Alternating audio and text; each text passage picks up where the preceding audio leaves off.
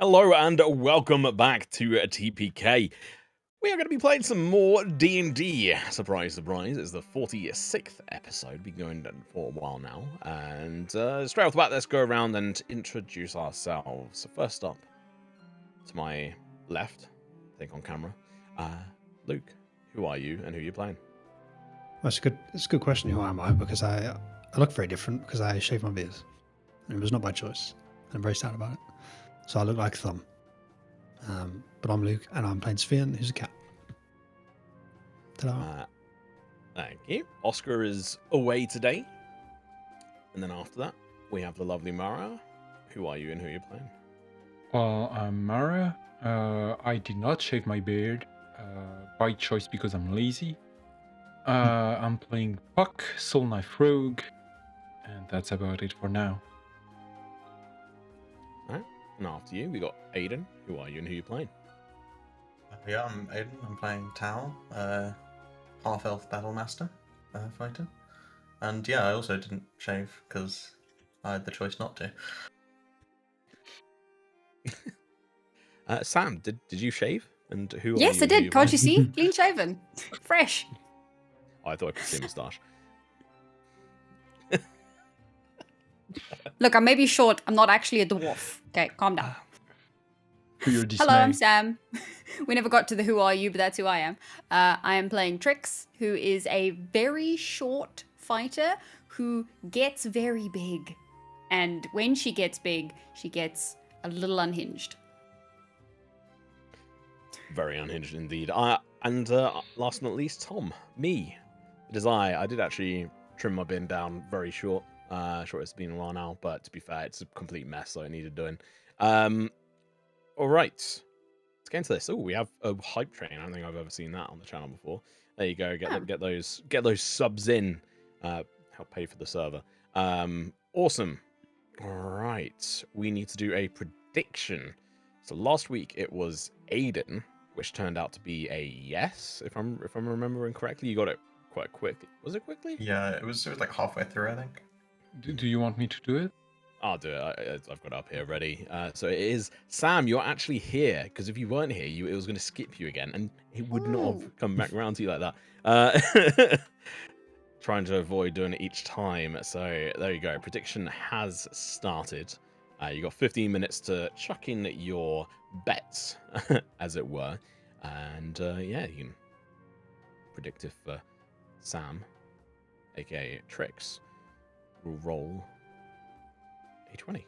I do need to sort out permissions when we get to a combat scenario for you, Aiden, to have control on Figgle.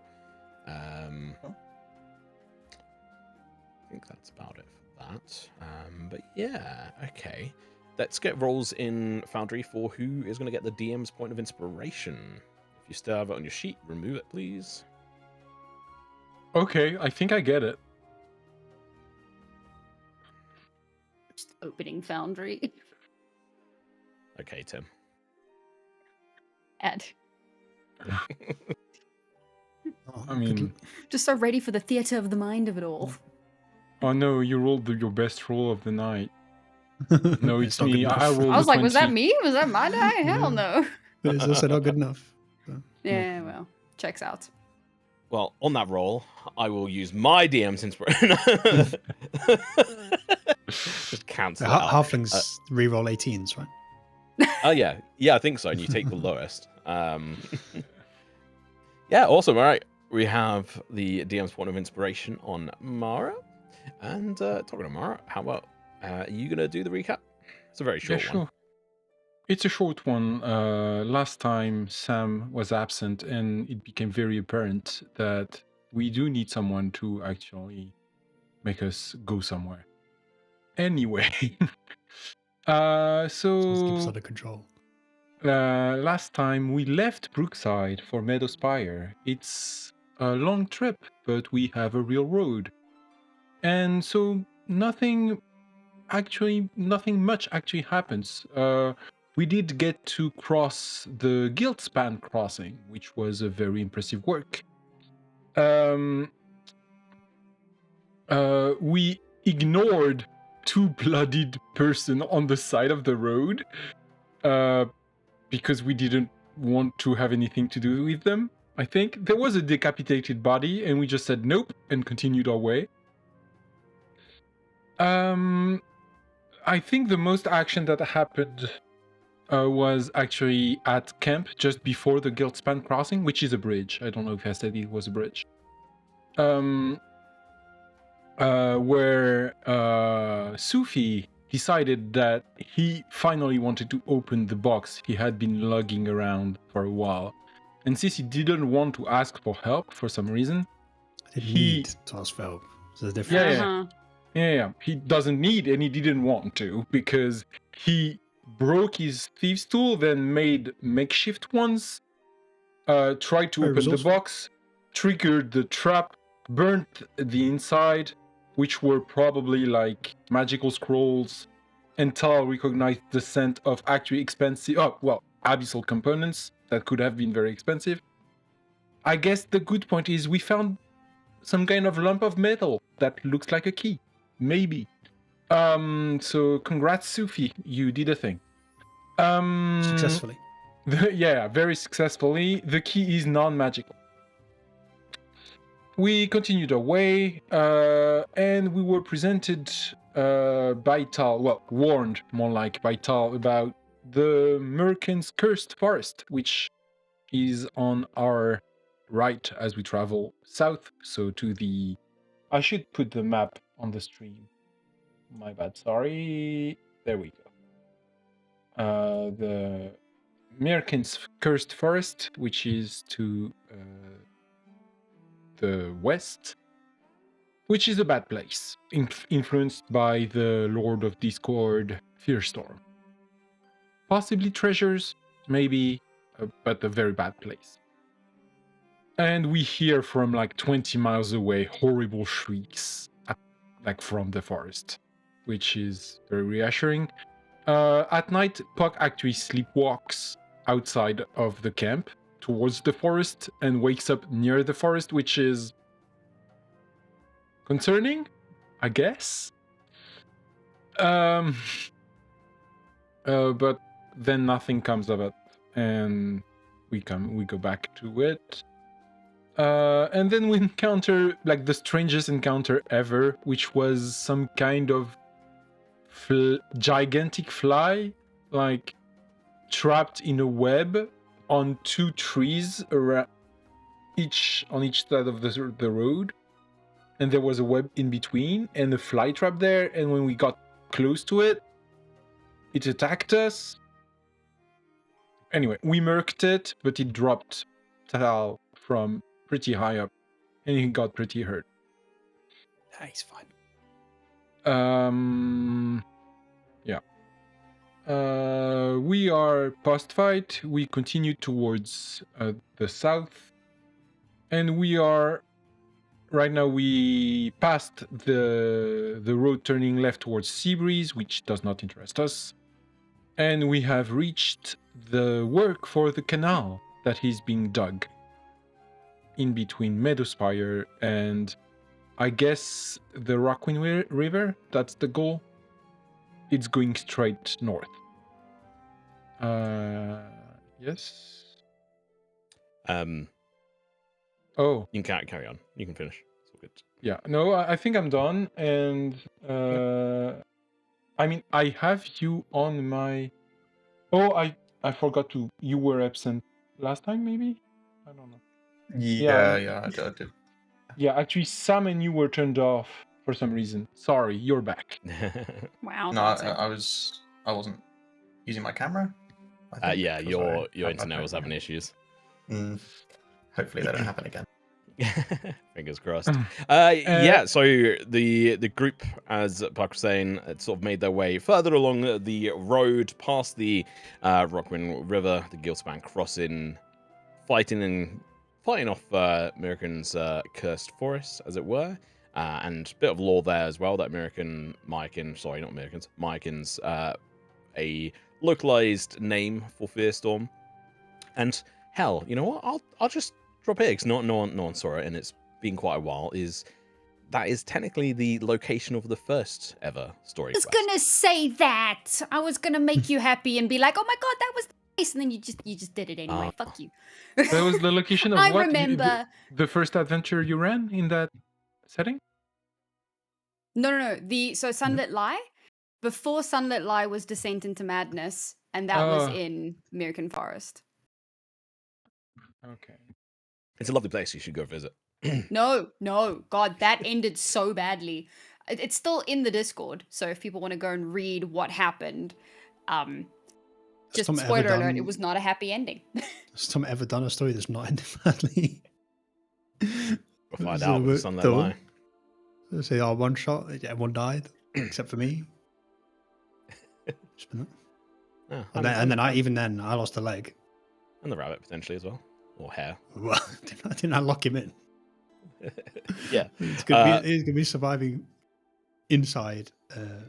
Not very nice place. you were informed by. Did I say you shouldn't read it? I mean, it is a bit of a slog. Like it's a long set of posts, and it's not formatted as well as it is now. So it's, yeah. I mean, it's cool, but hey, I mean, you can go listen to the first 2 episodes that I rewrote into a script, which I go read it. didn't finish. Yeah, go read it if you want. It'll take you a while, but go for it. All right. Yes. So there was a fight against the giant fly, which ended up being a lot tougher than expected. Technically, it was harvested, but we'll do that next time Figgle is here, as it's something that he wanted to champion, and anyone and everyone who is available at that time can harvest it, essentially, at that point. What do you mean a lot tougher? We killed it in 2 rounds. Compared to what a normal gigantic fly would be. Oh.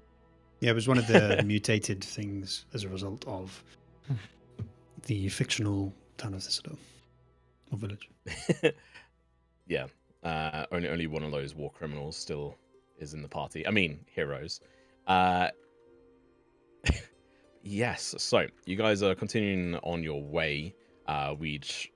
Essentially, I'm pretty sure from a note here is that essentially you guys have just had gone to set up camp, actually. Yeah, we are. So that's where we're at this point. And one of the main points is that you are, I think, the closest, almost, like you're similar distance, actually, I guess, to the forest's edge.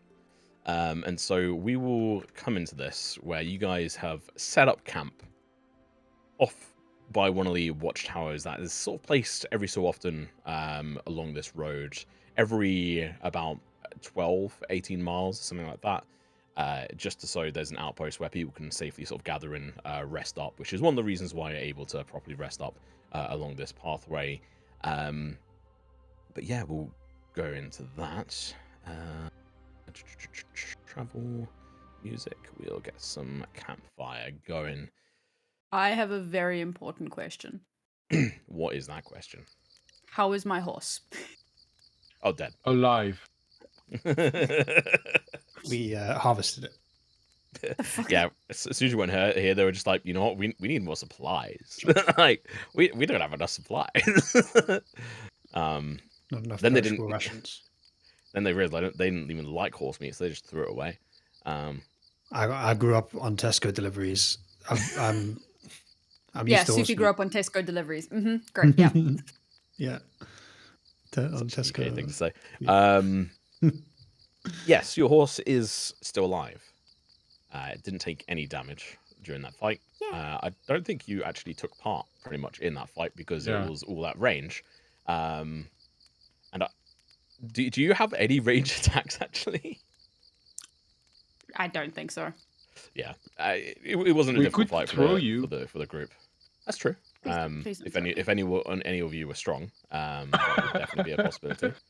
Actually, not picked up by a big fly. You could throw it yourself somehow. Find a way.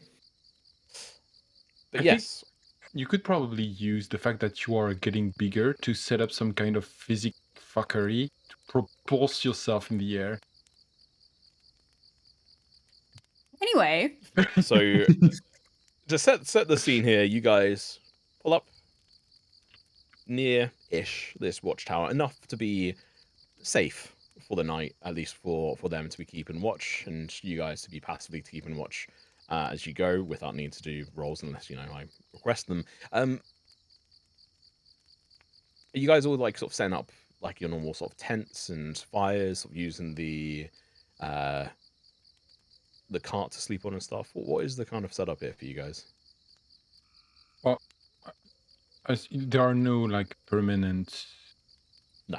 facilities, so I think we just set up as we do usually, right? Checks out. And is there any discussion regarding the forest and Puck? We try and I'm keep gonna. Puck in the center. What? Can I? Would Trix know anything about this forest, or is it a little bit too far afield? I'm trying to remember what we would have told the others, because it was essentially Tal that rolled pretty high on this. You can roll a history check if you want. It'll be kind of restricted, but just because you weren't here last week. Oh, very nice. Dirty 20.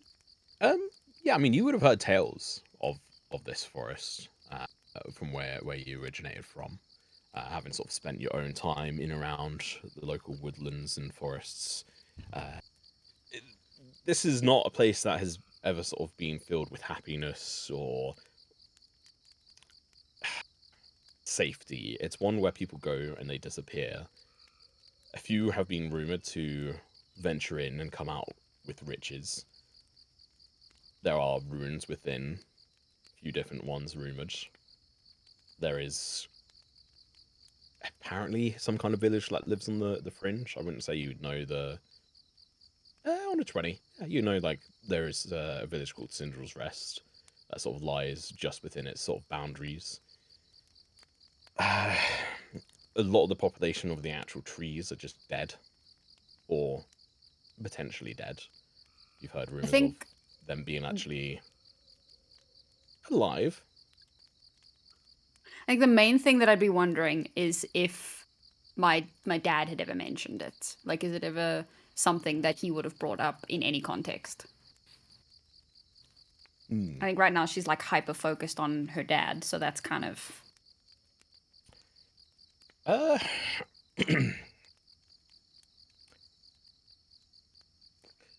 No. Okay.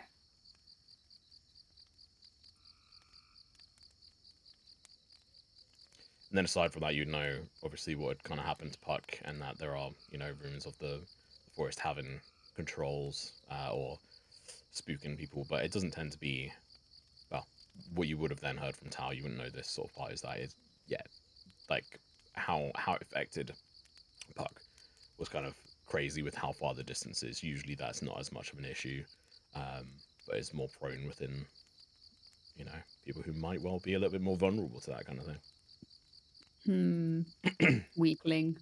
For whatever reason. Who knows why? You mean I, of all people, would have a connection to Discord? I mean, hey, maybe it's the blood you drank out of that random fucking statue. Yeah, maybe. I don't know. Tom, you mentioned that there are like, this is like a dedicated place for us to set up on the road, right? Or did I? Yeah. And you said there are people, like some kind of guards, are those like very obviously like employees, some kind of just random locals, or are those like guards from like the Guardian of the Meadow Trail or from Meadowspire itself? So with the proximity of this, it'd be safe to say like the general practice on this is that this one would actually be maintained by Meadowspire. Okay. And so these would be wearing similar colors to one of the groups of guards within Meadowspire. These in particular, they have like a dark green coat, sort of over the standard sort of kit they would have, which is not anything too fanciful. It is just sort of a muted green tabard with a brass sheath of wheat disc sort of pinned on the left breast. breast. The sheath is essentially the town's mark for anyone who's interested. And these ones, they just have essentially have a as I said, the dark green coat over the standard kit, one that goes a lot lower down to the sort of the back of the legs, essentially allows them to. It's okay. Could you? It's like a duster. Could you describe the emblem again, please? Like. Yeah, it's a muted green tabard, with a brass sheath of wheat disc. So if you think of like just if you think of wheat, it's essentially that. How do you write like SHEAF? Here. EAF. Yeah. Yeah. I wrote EEF and I was like, and Google was not happy. Okay. I'm gonna like kind of fold down to like try to ask Trisks. Do you think I should like warn or ask the guard about like me wandering at night? Like, do you think it's like a thing? So, if it does have something to do with Discord, I probably wouldn't advertise that. I mean, I don't know. It's not like I took an oath or something. I think when we don't know, it's best to err on the side of caution. So we'll set up like a guard of sorts amongst ourselves to ensure that you're okay. But I don't think we should be alerting others to, because we don't know what it means, right? Or if it means anything. So best we just deal with it ourselves for now. Okay. Imagine it's a very common affliction and I could just like yeah, I know you're right. Because just as much as it could be like a really simple thing, it could also be like burn the witch, you know. We do that still? Seek the metaphor, man. Oh. Yeah. I guess. But I kind of don't want to wake up near the forest anymore. We'll keep an eye on you. Now that we know, we'll keep you under watch. Okay. Puck is very visibly like anxious. If you're still like leaning down, Trix will just like grab onto your arm for like a really awkward hug. What Just are be you like, doing? It's a hug. Yeah, please let me go. No. I will try to get up and you are like vastly stronger than me. No, deadass Trix will let it happen, and you just like lift her up. She's just like stroking your arm. I'm not strong enough to Yeah, strong enough to do that. Oh wow. Okay, well then in that case, shh, it's okay. It's okay. You're fine. Everything's fine.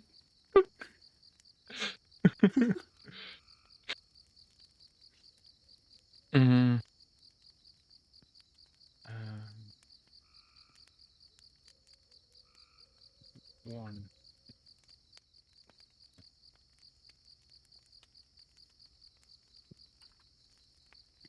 Is there anything anyone else would want? Oh, go on, Sam. I was just gonna say at that point, after irritating him and stroking his arm, I'm gonna go hang out with the horse, and I will engage in horse bondage. Fade to black. What? Am So I using anyway. like some kind of private joke? Yes, except you are in my Discord, so I'm surprised you didn't see it. But meh. I might have missed it. Sam, that's the wrong Probably. sound. It's more like no. Oh god. Please stop. Okay. All right. Roll a animal handling check to me to see how the horse bondage goes. Cool. Okay. Are you just bonding with the horse and you're Successful bondage. I am widely uncomfortable right now. You Because of the all image, people being uncomfortable is just Isn't- like.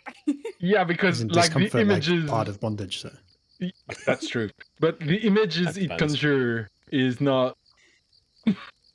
No. Yeah, you have a pretty good bondage session, bonding session with the horse. And yeah, is there anything in particular in that moment you'd wanna capture? Horse is very receptive to you, it Yeah, seems. I mean, I think this is really just a thing of like showing the horse that this is safety. So I'd be like brushing its mane That you're and the like boss. shut it. And just like talking quietly and just kind of like, making it comfortable. Because I would imagine that after everything that's happened, it's probably a little bit skittish. So for now, it's just kind of, getting it Yeah, accustomed to me, my voice, my scent, and the fact that everything is okay. yeah. Safe place is very important in bondage. Absolutely, yes. Safe words and all. Okay. Very nice. And is there anything anyone else would be wanting to do? Figure is sort of set up his tent or set up on the cart and is fiddling away with some of the schematics and stuff he's been working on.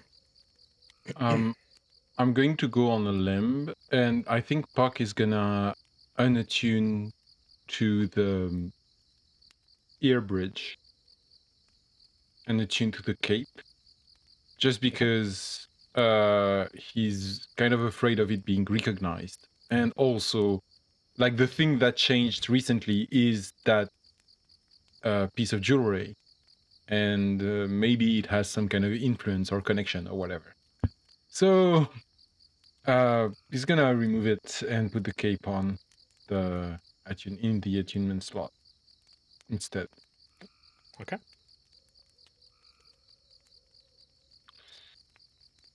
And Yeah. was it that people were going to take watch over Puck, or what was the situation there? Probably the best idea. Or at least, sorry? It's probably the best idea. have him not do a watch rather. Yeah. You don't want to leave me alone in a camp with tons of strangers in a strange forest that beckons me? You wound me. You sleep. Yeah. Thank you. Or I guess. meditate or whatever the hell it is you do. Oh, actually, Tom, I don't know at which point we are. Like, I was doing like the exercise meditation thing to try and connect with whatever, which is kind of you very. would do another roll for this one. Yeah. I don't remember what you made me roll. I think it was wisdom check. I'm not sure. Yeah, it's just wisdom.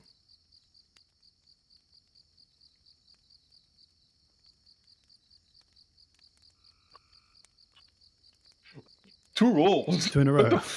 What the fuck is happening? Okay. I'm getting good karma from taking notes. Very nice. Okay. So, natural 20 for 22 total. Pretty fucking good going, with all things considered. I say with all things considered, it is just a very good fucking roll. Can you tell me how this is a successful sort of meditation session for you? What kind of progression has, and I say successful, like you're still making progresses to sort of try and actually figure out how the fuck to do this, but why does this click for Puck and give you some level of the thing is, brain? This is purely exploratory. Like, Puck does not know what he's doing. And I think what he does is like, actually, like what he was trying to do was trying to remember his training, trying to apply the do the exercises that his tutors gave him, and all the thing. And at some point, like, he gets frustrated, nothing works, and he's like, fuck it. And he's been fighting with his powers for a long time, like he's used to them, and he just go full ham doing whatever he wants. And that's how it eventually clicks, like how he gets into his powers. And I don't remember why I was doing this, which is a problem. Like I remember I wrote it down. I was trying to inspect my own mind, so I guess I would do this before unattuning to the bridge, because the point was trying to also see what kind of connection and how that interacts, and what it means to be a psionic. I guess. I don't know. You tell me. You are the GM, and I actually don't know how psionics work in that fucking setting. So you neither. We're exploring, yeah. But I think in like part of it is the fact that you've been pretty disrupted in a number of ways, and hearing or reading that note, it was definitely disturbing to you in that place, and also the death of Asta. I think from the way you sort of described it, and having to actually be confronted with delivering the news to those that loved him, as it were, sort of being forced into that position of maturity. I think from everything that it's sort of been is that there's been a little bit of disturbance in the force for your Puck boy. So trying to find that inner peace and level-headedness to, like you said, understand how shit works, to be able to try and have a clear-headed brain. And so, I think you probably then automatically sort of like probably like start to fall into your trance, or then to rest before realizing you need to unattune. Set about sort of unattuning, and then if you want, you can just go straight into your trance or what have you. And who is... I don't trance. I remember, like I don't have access to the elvish strength. I wish I had. I wish I did, but I don't, because I misread my character sheet. So Unlucky. We forgot how half elves work. So who is going to be taking the watch over the night? We'll need 3 of you. So essentially 3 of you us. there. Okay. Can we have rolls, and in whichever order they come up, this will be a perception check. Yes, Puck. I'm just asking. I'm not trying to be ungrateful or whatever, but do I get any information about what the fuck are the rolls tonight? What's happening? We're all gonna roll ones in combat now. Yep. Yeah. 19, That's okay if I 20, roll a 1. 19. Fuck you guys. Gosh. And no 24 tricks, says Mike. One of us is dying tonight. Puck, what were you saying there? Sorry.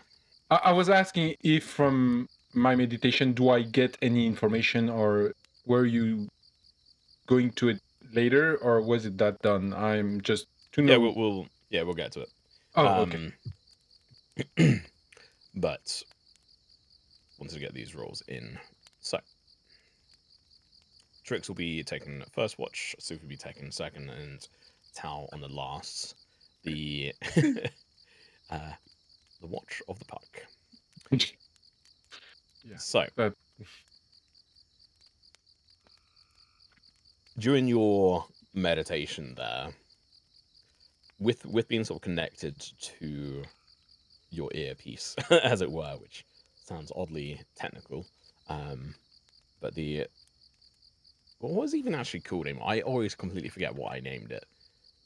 The gem bridge of the veiled hand. That was it, yeah. The ear bridge.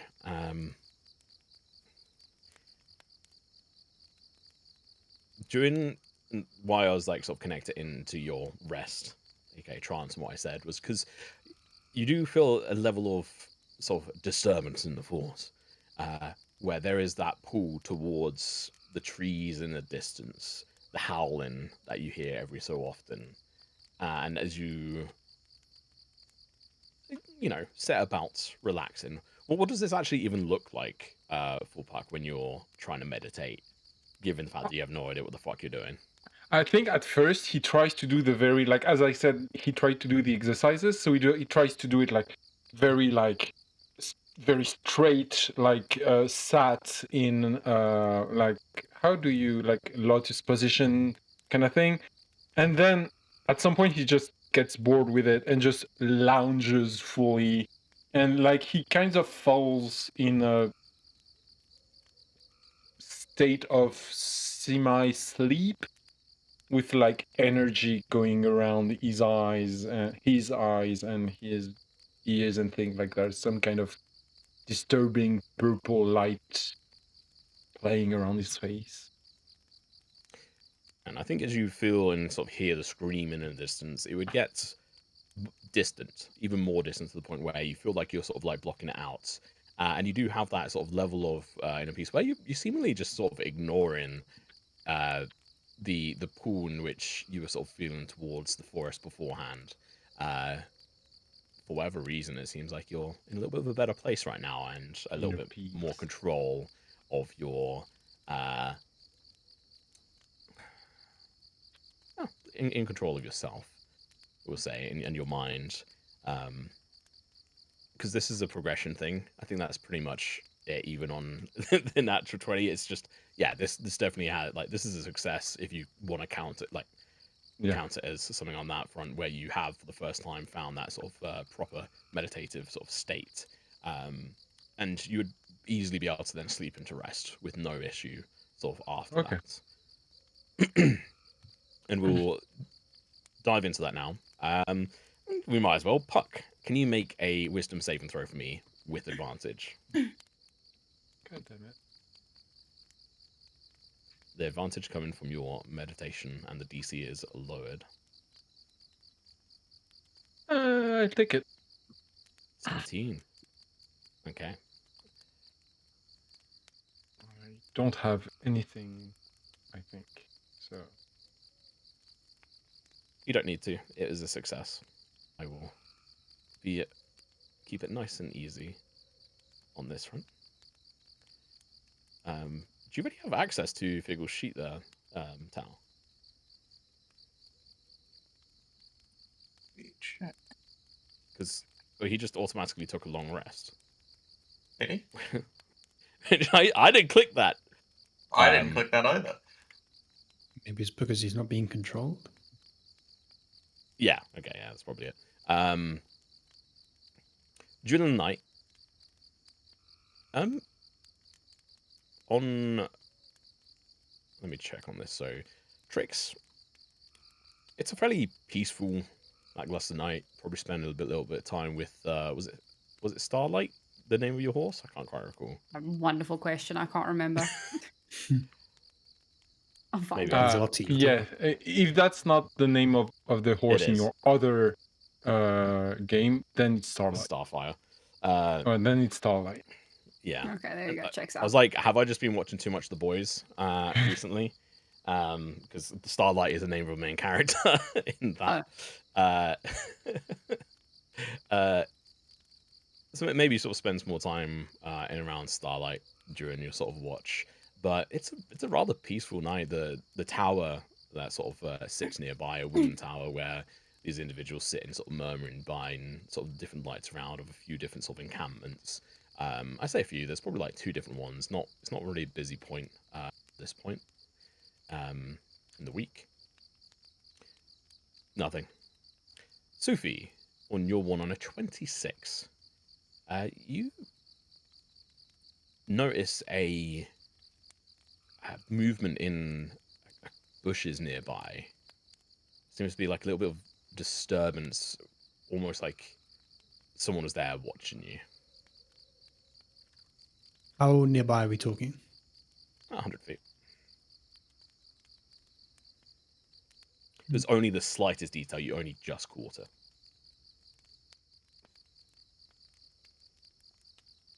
I'm gonna sort of, in an effort to get it within 60 feet of this thing, I'm gonna get up and sort of pretend to do just sort of like a round or something, like a patrol kind of thing, but with the intent of getting within 60 feet of the bush so that I can use my dark vision to sort of peruse. Let's say. Okay. You move closer and sort of within 60 feet, sort of like moving around, like maybe sort of bending down to behind your 2 shoelaces, whatever it may be, try and act Yeah, nonchalant. like the shoes I'm not wearing. Oh yeah, you go I down just the bare stairs. feet Ah! with my shoelaces. You start brushing your feet. Can't see anything immediately. Like it's a good set of bushes, and there is what seems to be like a rustling and then just stillness. And you look far like closer to where like you thought you saw like a arm of one of the bushes sort of move. Is there is now just nothing there. It seems to just be still. Is this bush like part of a bigger? Like, is it just one bush in the middle of a field, or? So you guys are off the side of the road. It's the tower. You guys are on the western side of it. And then there's clumps of bushes, a few trees around, essentially like some cover from the rain. And this area you're in, there is a good set of these bushes sort of all the way sort of dotted around, all the way between you guys and the distance, and across the road as well. I'm going to try and get an angle where I can see. So if something had left the bush, I could see it leaving. If that makes sense. Or is it too? That's what I was trying to ask. Like, is it too, I don't know, woody for me to be able to do that, or is there a way I can try and? I'd probably say like as you're going to do so, you probably put two and two together that whatever that noise was, if there was something in there, it's probably scarped. And I can't see anything running away. No, you didn't see anything, and I'm basing that on 26. Can I go up to the bush and see if there's any signs of life? Okay. I want to approach this obviously very cautiously. So Yeah, I'm not like just sauntering up. Yeah. But I want to head up to the bush and have a look around and see if there's any, signs that there was a person there, for example, rather than just a small animal. Roll an investigation check for me.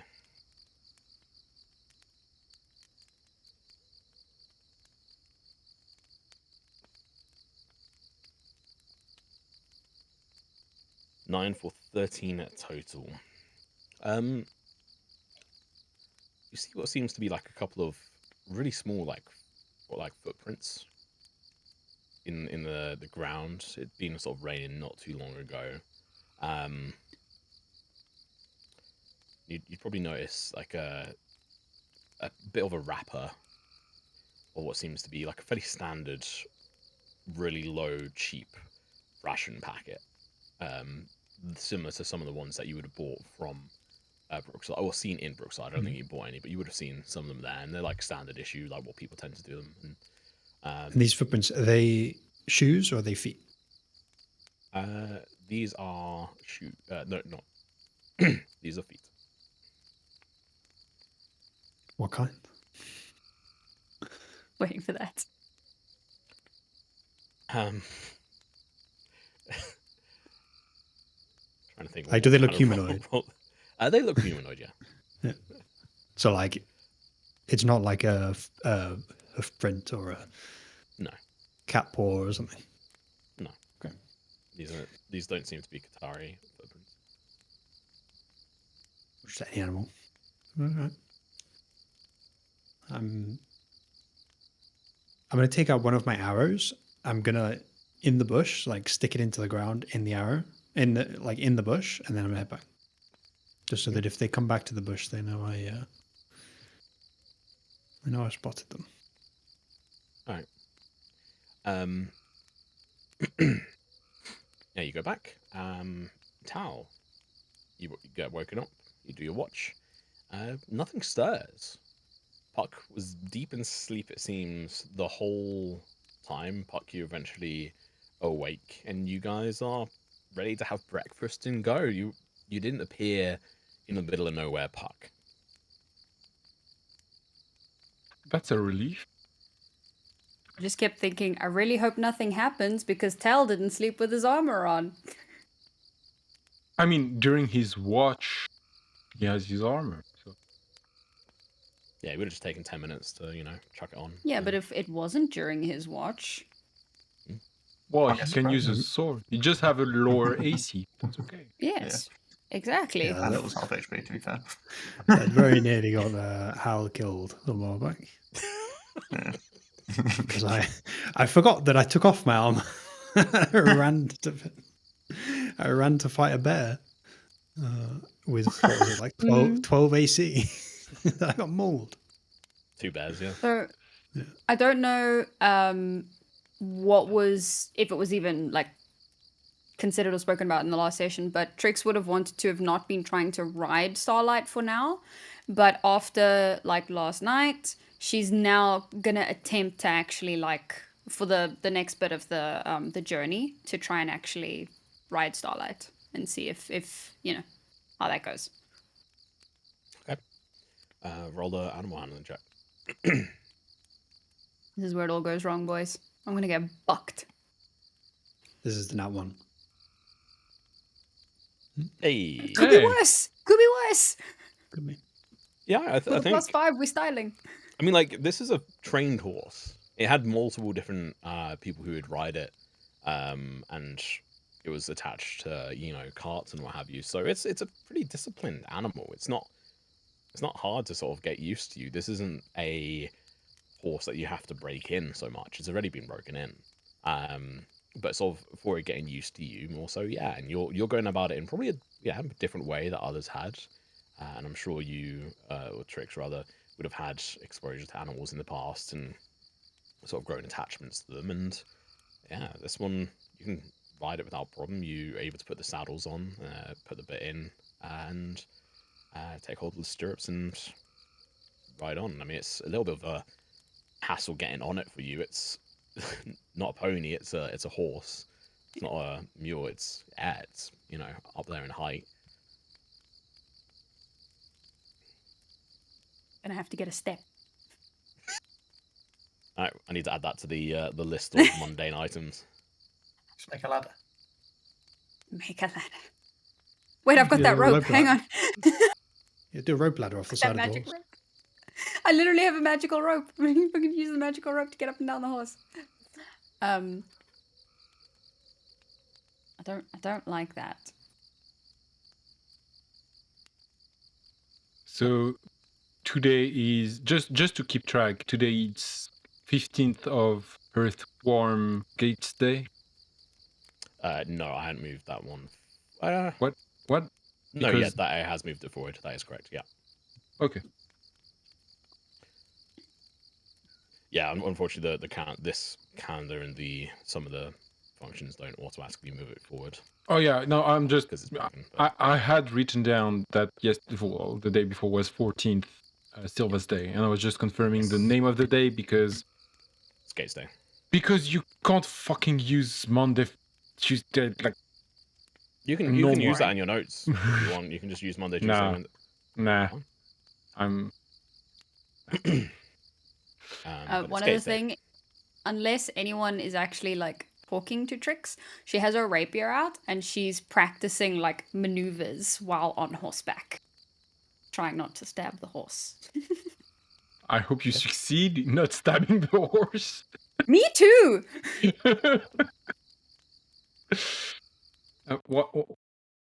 Okay. The idea is to eventually become proficient in mounted combat, so she's got to practice, you know, figure some shit out. That's the horse not Yeah. dying. So, Yeah. you guys, you are going to start your travel day. It seems like it's a bit of an overcast day. There's no real rain. There's no crazy winds. It just is an overcast day. It doesn't seem anything in particular. Are you guys going to be traveling at normal speed? Yep. Which is 4 hexes a day. Okay. And for you, Sam, and I need to double check this again, but I will publish and send this to you guys. It's essentially the version of what we're now sort of using, which is a simplified function of what I had been working on for a while, and that includes some of the details on the wilderness one as well. And just to clarify for you, Sam, I know you had some questions about it beforehand, but the travel roles are only for wilderness travel. Okay. Aside from that, it's then just simplified down for the safer route travels, as it Cool. were. And for encounters, if you move slow on a 1d6, a encounter is rolled on a 1 or 2. On when you go normal speed, it's on 1, 2, or 3, and if you travel at fast speed, it's just an automatic encounter. If there's 2 combat rolls 2 days after another, it gets re-rolled unless you're doing a fast travel day, then that doesn't count. And normal sort of SRD rules for if you go fast or slow, and what have you, like perception disadvantage.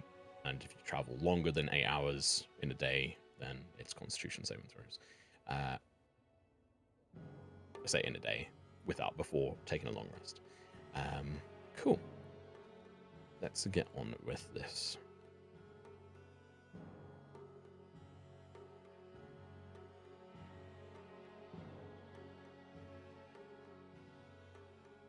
I think that's like the 5th time I've rolled a 6 on the encounter thing. So no encounter actually on this day, and you guys are gonna have a fairly peaceful potential self-travel days. So you're gonna move 4 hexes, 1, 2, 3, 4. I would say about halfway through.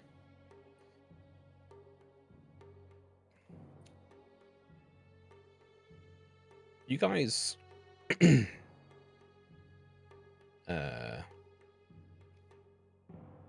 notice that there is seems to be an individual behind you traveling along.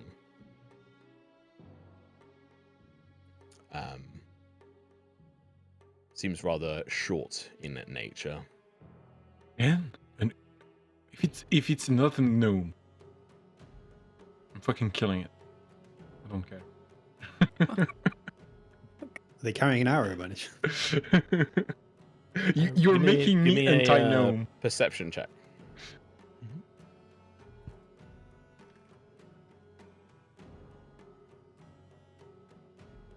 All of us or just Sophie? Sorry. Just me. Okay. Allow one more person to do it if you wish. Well, they don't know what they're looking for, to be fair. No, but they can give a... I don't think I'm being very... I'm very... I said I am very distracted lately, so I don't think I am being very observant. I mean, Tal's usually kind of at the back, so I guess I'll look.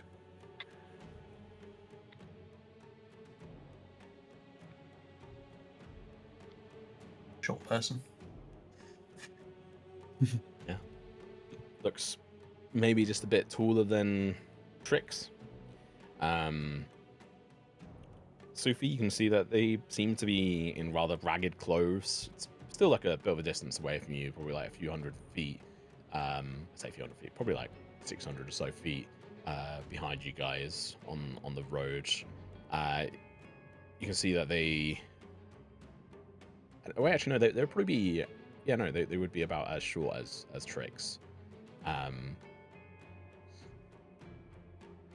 Rugged clothes, and you can see in one hand they seem to be carrying an arrow.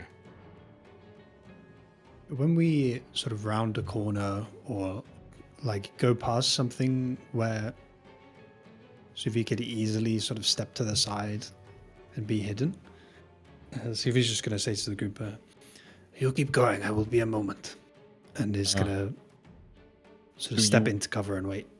Do you want me to connect to us? No. Okay. I won't be long.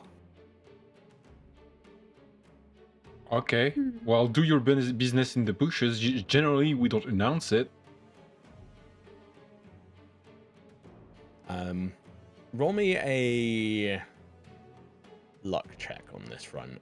So 1d12, and on a 9 or higher, 10 or higher, there's a perfect place for you. On an 8 or 9, there's a place that is right. Even with a +8 to stealth, and you're making me do that? Harsh.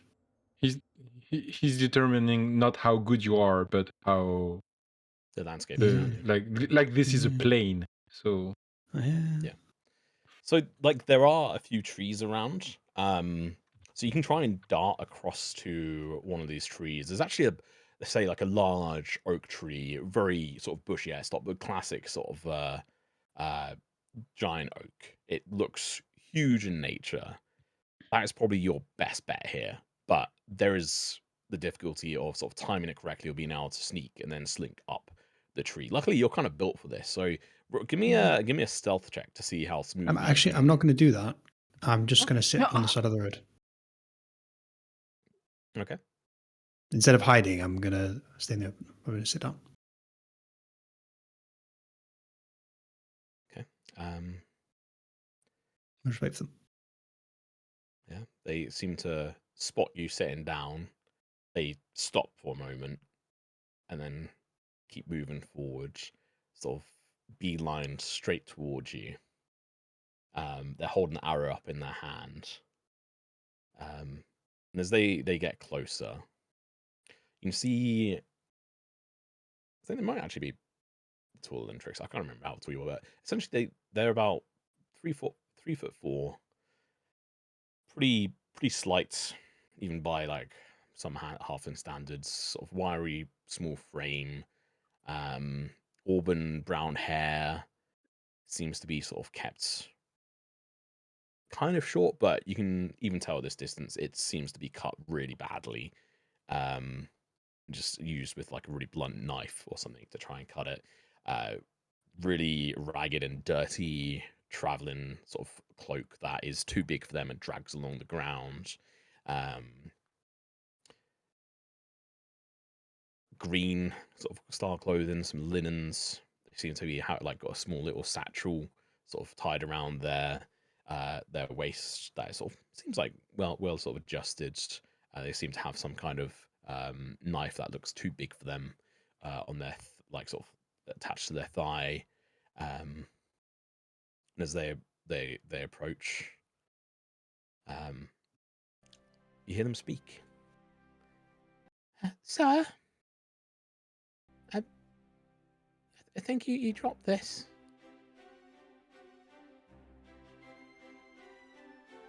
I do not drop things. I put The it there boxes. so you know. What do you want? I was just traveling to Meadowspire and I didn't really want to travel alone.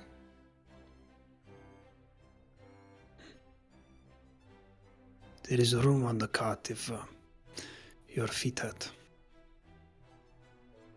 And you can see she seems to be barefoot. Okay.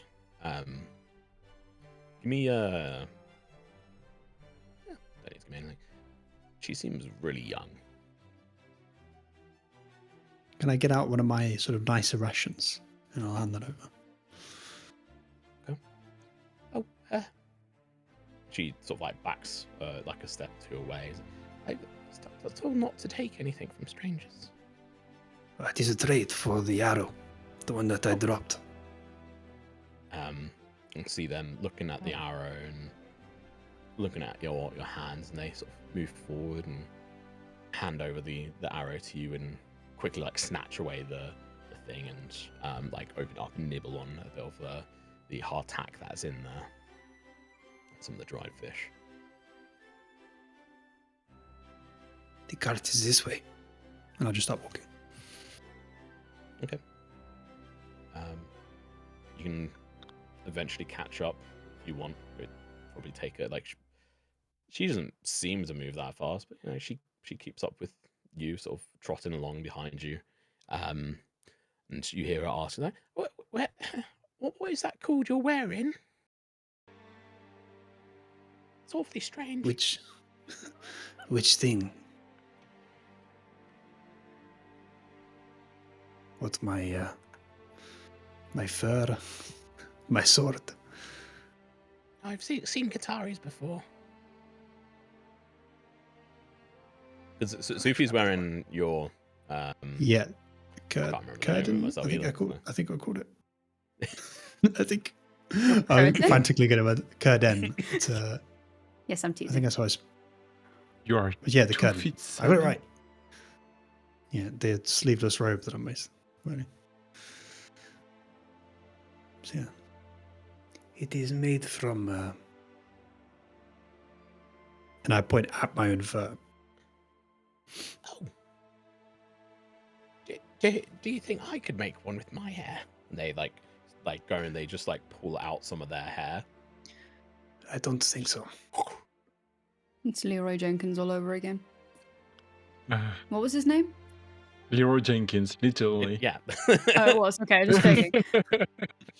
I wasn't sure if I was tripping. No. Are these your friends? Who's it? Oh, who's that? Stay away from that one.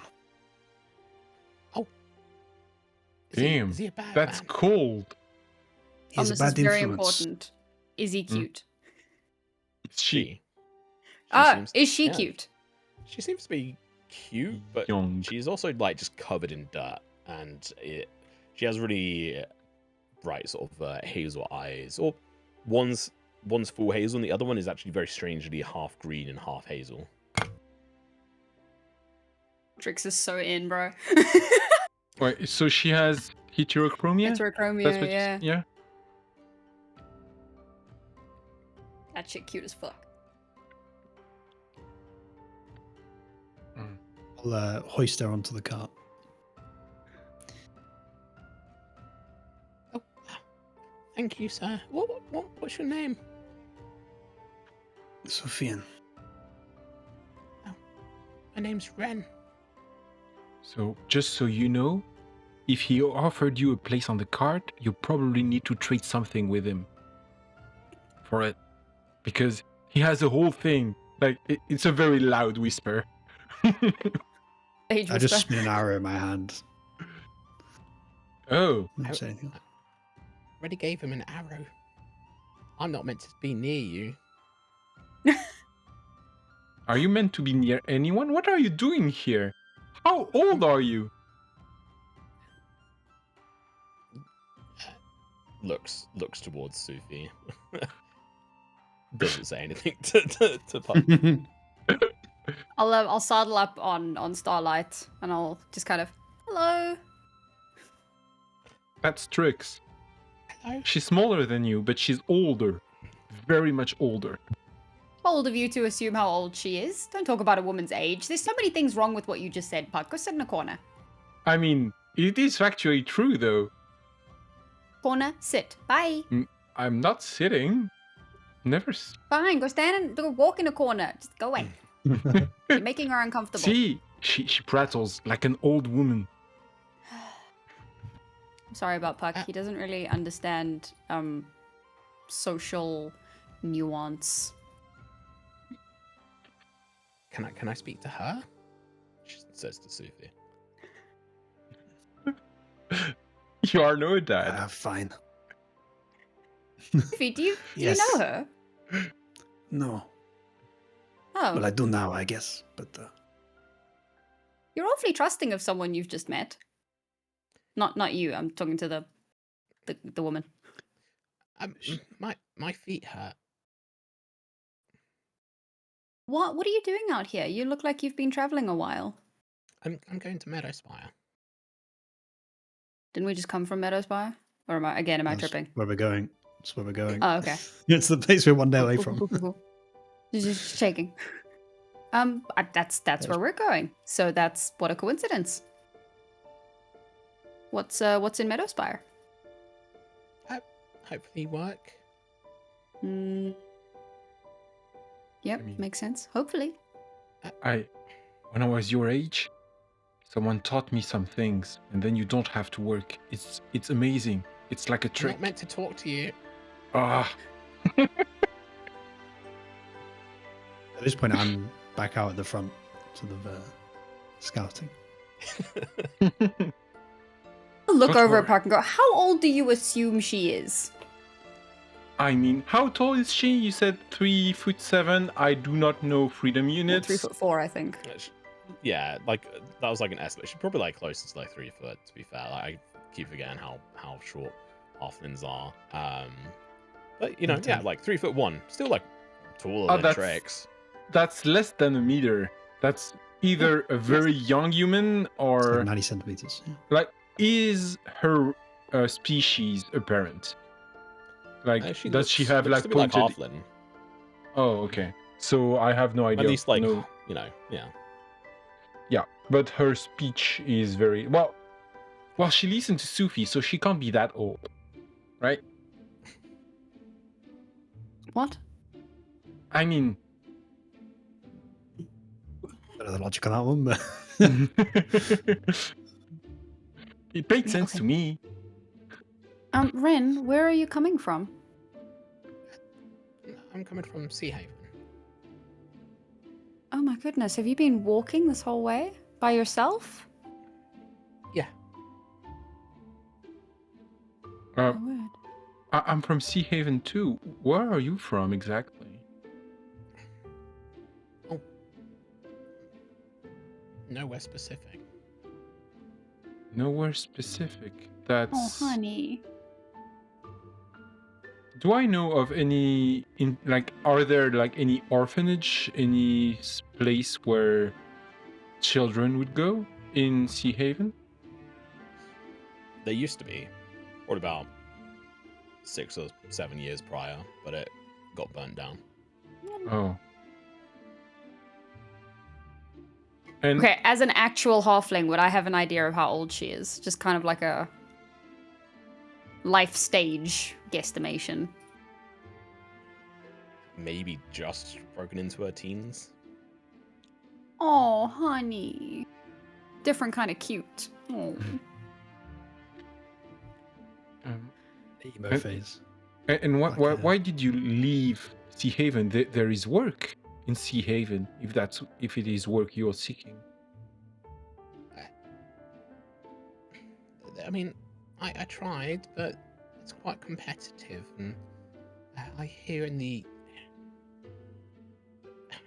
market of Meadowspire, there's more jobs. Potential that they would hire someone like me. I mean, with your size, you could just, No. What? This is exactly why she was told not to talk to you. Cut it out. I mean, I was No. How old No. are you? Because she has natural advantage. It's No. an insult to nature not to take advantage of it. No. Why? Because it's wrong. How is it wrong? You're traveling with me. You It is obviously. objectionably morally wrong. This is a very big word. It's wrong. I mean, you would need to justify that because one, I'm still here. If it is so wrong, why am I here? And secondly, it's a very helpful set of skills. Just Right? because I don't condone the action doesn't mean I condemn the person. That's a very convoluted way of saying I do what I want. No. Yes. It means that I believe that there's good inside of you. Just because you do some bad things doesn't make you a bad person. So I believe her that doing you had a bad start to life, and if you're given half a chance, you might actually see that what you're doing is wrong and there's a better way. I mean, maybe. So, according to your logic, what I'm hearing is if I give her a set of skills that would help her survive, she could still be a good person, so everything's okay. I have a set of skills that help me survive. I've never taken something that's not mine. Yeah, and you're poorer for it. Am I? You have no idea how much money I have. That's. I feel like she's richer than you. I mean, I have a pretty good idea. I might have looked. I did go through your What things. I have in my coin purse is not the Yeah. sum total of what I have. I'm just saying, like, I went through your things in the first place we stayed. Yeah, but that doesn't when necessarily we just the met. value of everything Oh that yeah, I yeah, own. no, out of character. What Puck is saying is completely out of left field. Like, Yeah. I'm not. Yeah. You make a lot of assumptions, Puck. But that's okay. What is that? That's The a cheesy cheese. baguette? Yes. Baguette! A what? Let me be That's because French. it baguettes. Baguette fromage. Exactly.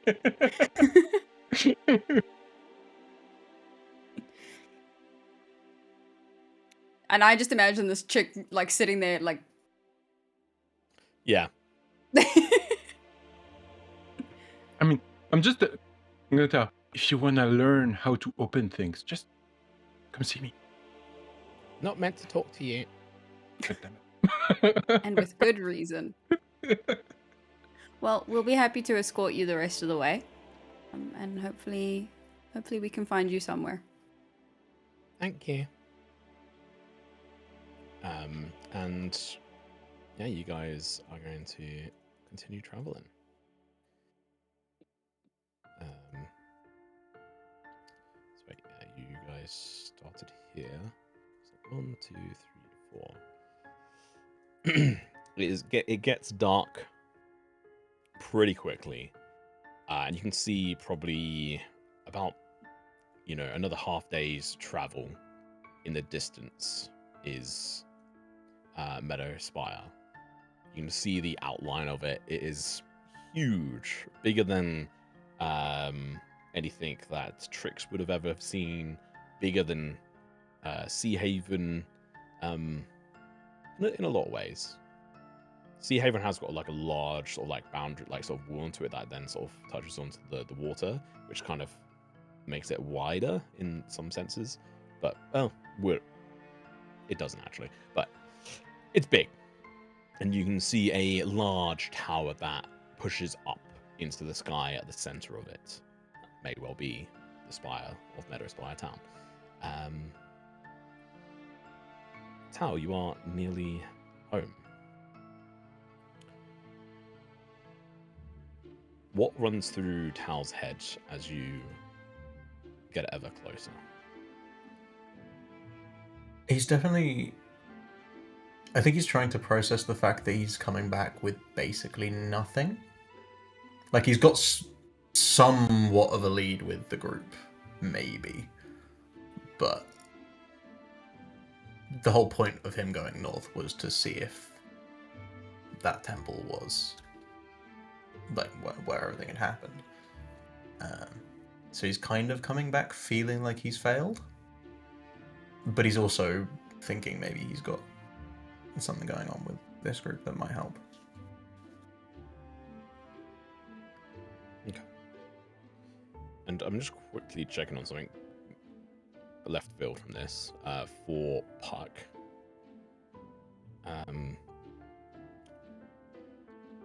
Shit, I'm actually gonna have to close this down now. How much money do you have on you right now, Puck? Do you want just the gold or do you want the gems too? Gold. Just the gold. Purely gold, I have a bit more than 1500, 1534, and then some silver, some coinage. Just gold. Just gold. 100 platinum. No, as in just GP. 100 platinum and 534 GP.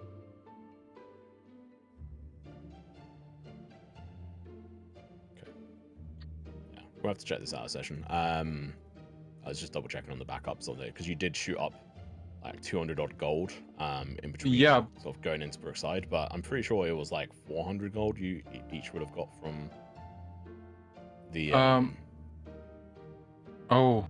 No, I got because I got some as gems, and they are in my gem pouch. They wouldn't count in towards that GP total. So we'll have to check it out later on, and I'll have to go back through recording. But either way, are you guys going to camp here, or are you going to try and push forward? How close are we? 12 miles. Your half day's travel. So you'd What, have at to night? do four Constitution saving throws. Camp. Yeah, I see Okay. no I see no reason to push. No reason to rush. Yeah. Is anyone keeping watch? The Yup. other one. Yeah. Don't click that yet. Figure's fine, but okay. Let's have the rolls. Also, Ren is just like, can I sleep on the cart? Or under it?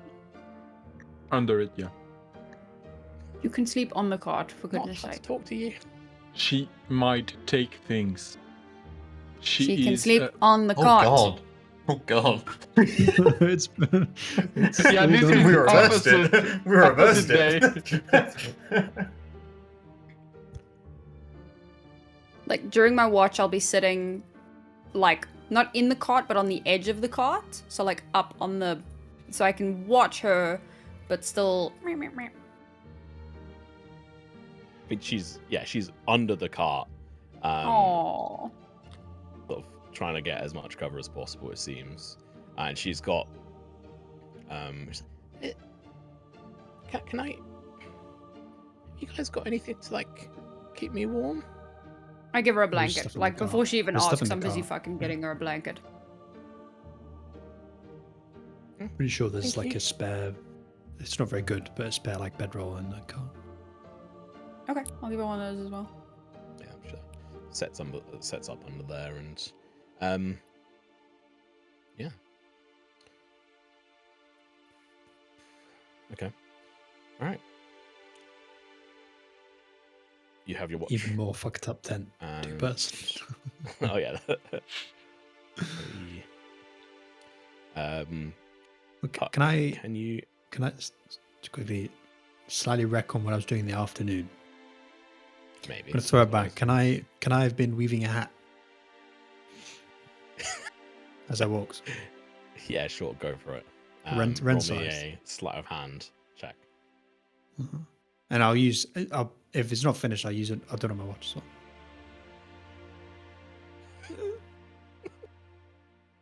It's a 15. It's not bad. It's a I think reasonable. this is probably something that you've tried a few times now. I know Sufi has been This is wanting my some third hat. Astro hat.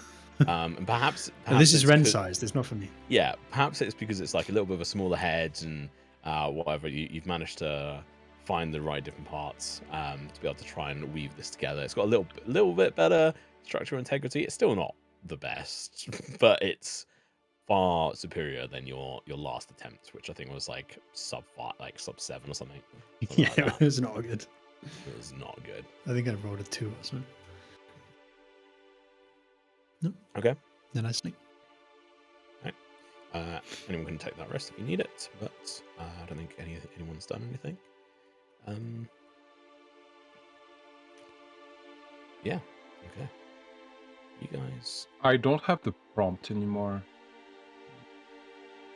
Oh, there it is. I don't think you didn't use anything anyway, but Yeah, but you're gonna make me roll. I know it. I was about to say yeah, that's what you get, but you it's- know.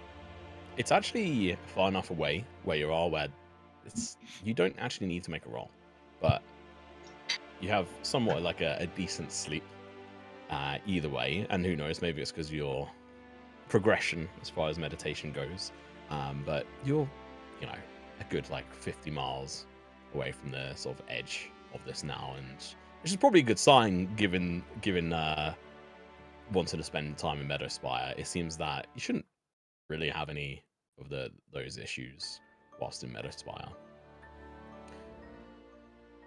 Yeah, you get up and yeah, you're just going to be making a move. Mhm. Okay. Yeah, just as we're heading out, I'll just stick that on Ren's head. Probably doesn't need saying, but I do my dawn ritual. It's an everyday thing. And yeah, you guys. Oh, let me get my pre-written part on for this.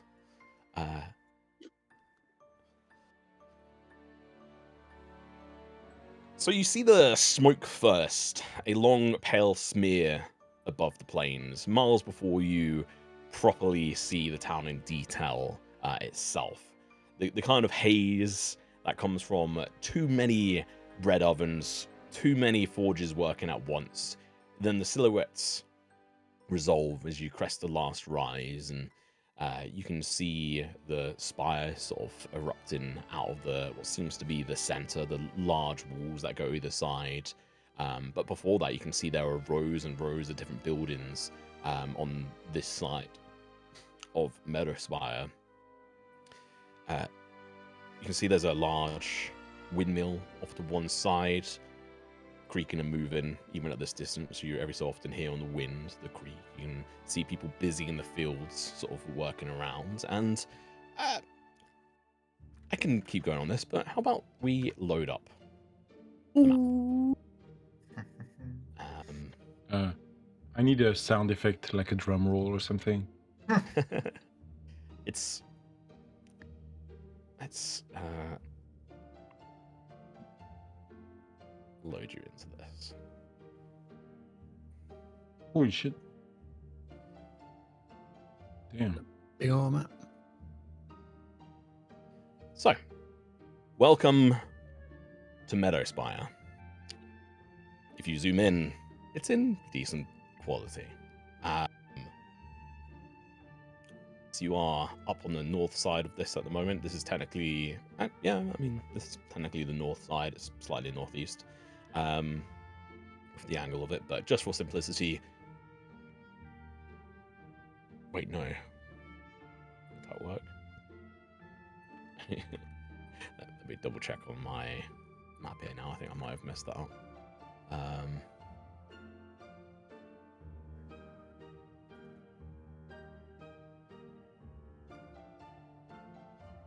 Simple thing. Yeah, no, it is not. Okay, I was just going crazy. So you can see the bridge gate that sits at the front. You can see the canal that is running alongside you and has done for a good few dozen miles now.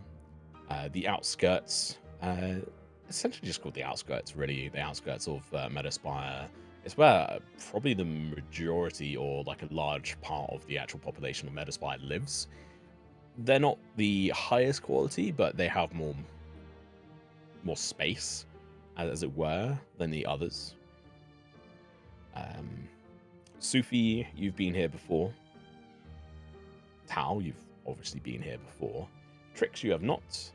Puck, you have not. You would have heard things and know of people here, but never have traveled to this place. It is far bigger.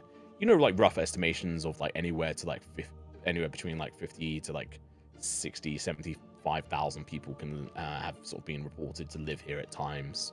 And yeah, you guys approach ever closer.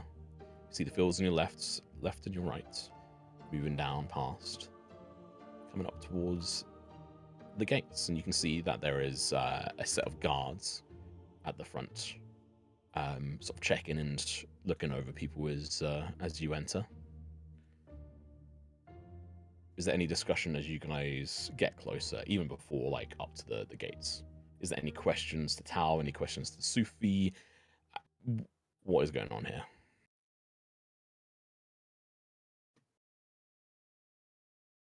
So, Tao, do you have a place we can go to actually? Because we don't exactly have a game plan here.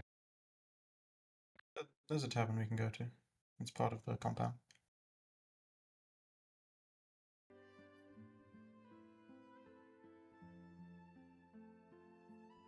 We should be able to get lodgings there at least. If not, there are many other places within the town.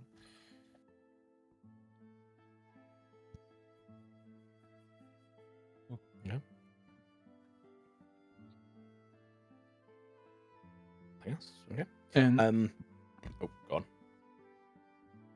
do you know where the stonebound oaths are? Yes. We should probably avoid the northwest of the town, at least part of it. Okay. That is right, Tom, isn't it? You would know it is this, and Yep. you guys can mark it if you wish. I'm not making marks for you guys. Oh, How do okay. you? How do you mark? Drawing Um, tools? No. I can do it if you want, or I can teach you how to do it, whatever you prefer. I mean, if you wanted it. Oh, create map. I've got it. Yeah. I think. Yeah, it's create map note. Zoom out. Be careful because you won't have the rights to edit it for some reason. Like, it doesn't really work. So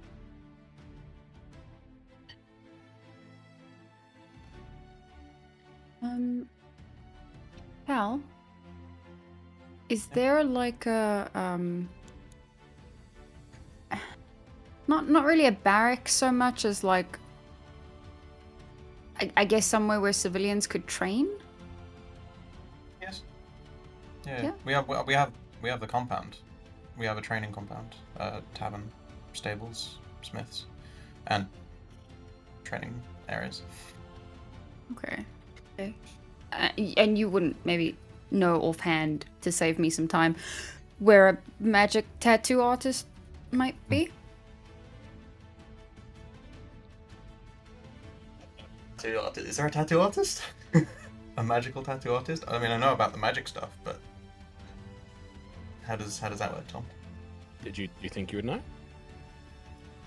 I mean, I'm assuming if there's something specifically set up within the town that's not like a traveling thing, then yeah, probably. Would this be something that At least in Dedrick passing. Hollowthorn might be a good person to speak to? Question mark. Um, I know they're an enchanter, but Mm. would that be? Yeah, like that's probably the only place that I can think of, but I don't know about. Yes. Is there anyone else? you know that there are that essentially, yeah, the magic sort of tattoos that you would hear of are done through deals with Daedric. Okay. But yeah, otherwise there are like tattooists around, and essentially like they work with Daedric on this as part of their like skill crossover. There's probably not loads of them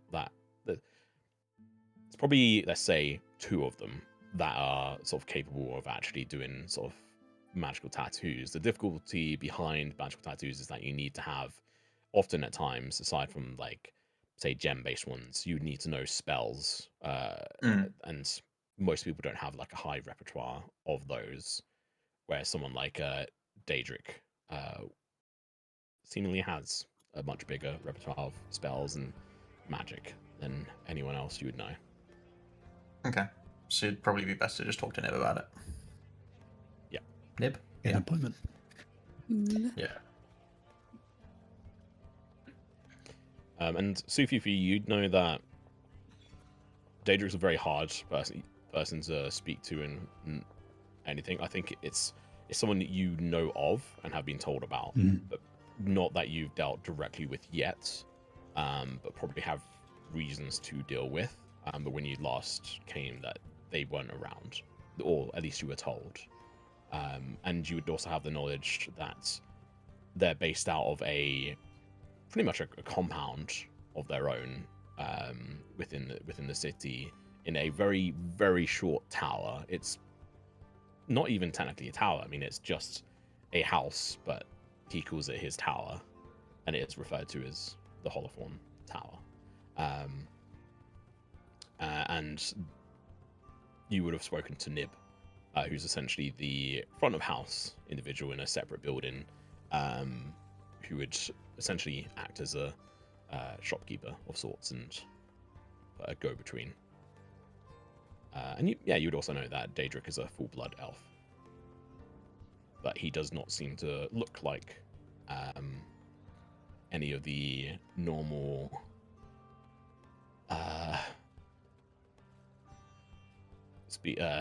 lineages of the families.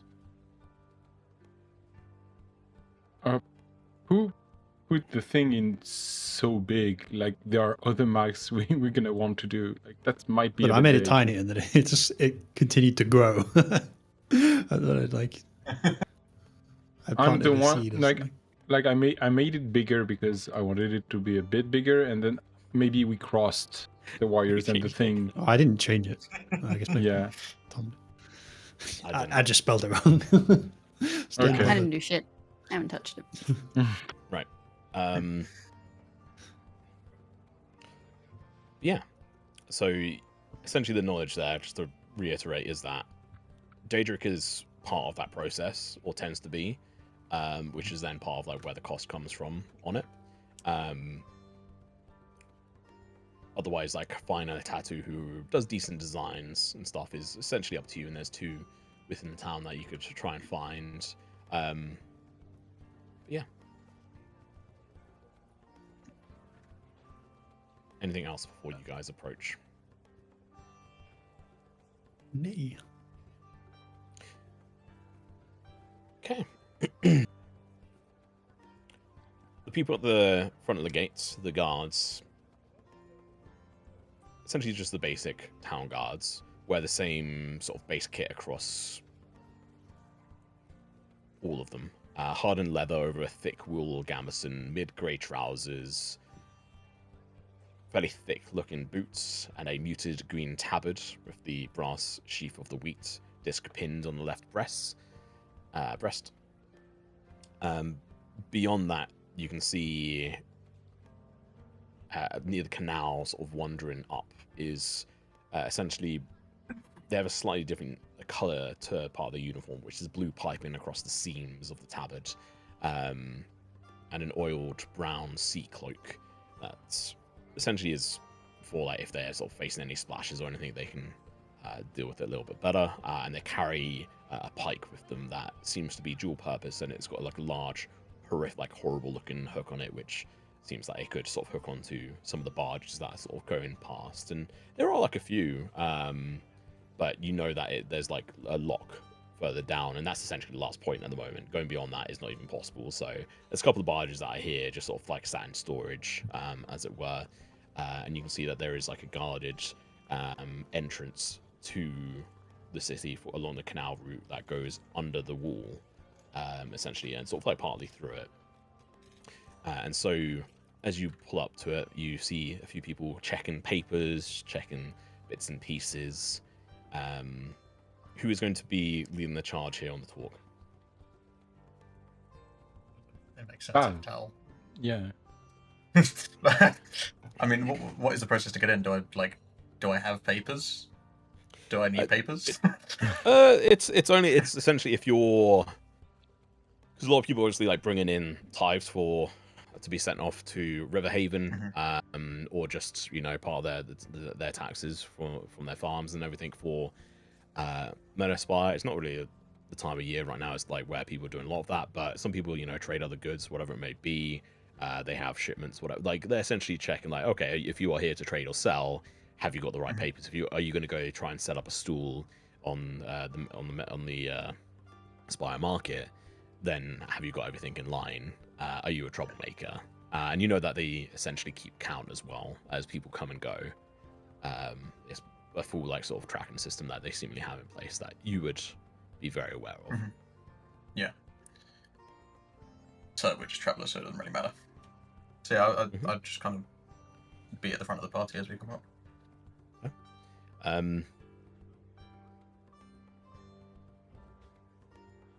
Yeah, as you approach, you'd actually recognize this individual. It's a guy called Den, or Dendrith. There are half-elven, sort of dark sort of features, and they see you and they wave you over ahead of a couple of other individuals who give you a bit of a sort of like a side glance, but is what it is. And Hal, it's nice to see you. Thought you weren't going to be back for months. So did I, but fortune's brought me back. It's nice to see you, Dan. Oh yeah, good to have you. I mean, who are these? Are you with them or just kind of? Yeah, they're with me for now. We're on similar paths. All right. So what? There's you see him like sort of counting and say, what, 5 of you? Is there any? That one. Yeah, the 5 of you. Is there anyone in the cart or anything? 5? We Yeah. should be 6. I like look around for Ren. Is She's Ren in the nowhere to car? be seen. Huh. She's gone. I'm gonna at some point, like as soon as I can, I'm gonna make an inventory of the things of the cart. Is everyone doing that at some point? No, I'm just looking around for her. Where the fuck? Okay. I mean, So 5 of you. I mean, there's a bit of confusion there. I guess we're 5. there was a 6th. I don't know where they disappeared off to, but they may appear at the gates at some point. Okay, They wander off. I see. Which should I tell them where you guys are heading so they can catch up with you, or? I mean, yes. If they do appear, then send them to the compound. What? Well, we'll do. Yeah. I'll probably head over at some point. Come catch up, have a drink. You do that. All right. Well, yeah. Go ahead. You're not here to like your friends aren't here to set up on the mark or anything. You're just here traveling, No. right? No, we're traveling through. All right. We'll just have a quick look as it goes past, and you're allowed to essentially go through, and they'll just look in it, see that there's nothing of like suspect, and you guys can enter into the town. Do they react strangely to Figgle having huge dwarven artifact on his hands? Yeah, I mean they're looking at him like, what the fuck? But you know, Okay. people see strange things all the time.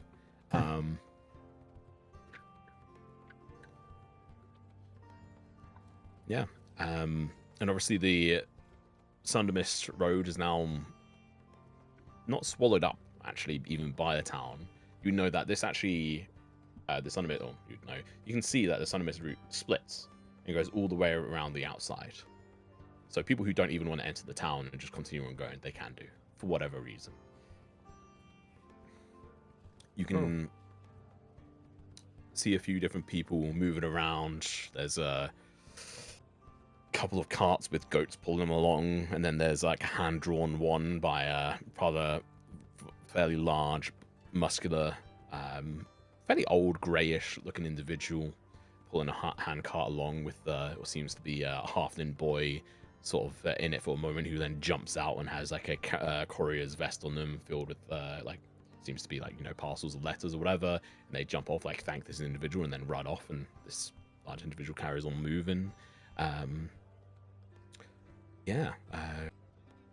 What are you guys doing? It is bustling. There is people all around. I think we're just following Tal's lead, right? Like we have nowhere, like we don't know the town.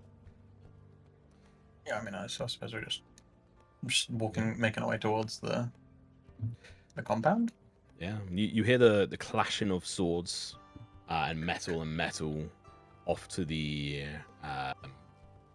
east here from these what seems to be walled sections, and you can see a lot of guard presence around these buildings. It seems like these are somewhat sort of compounds and training areas for the officialized sort of guards. Yeah, clash and trading.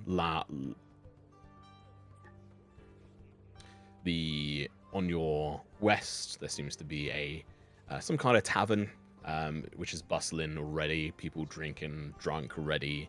Out back seems to be a stable of sorts and storage area.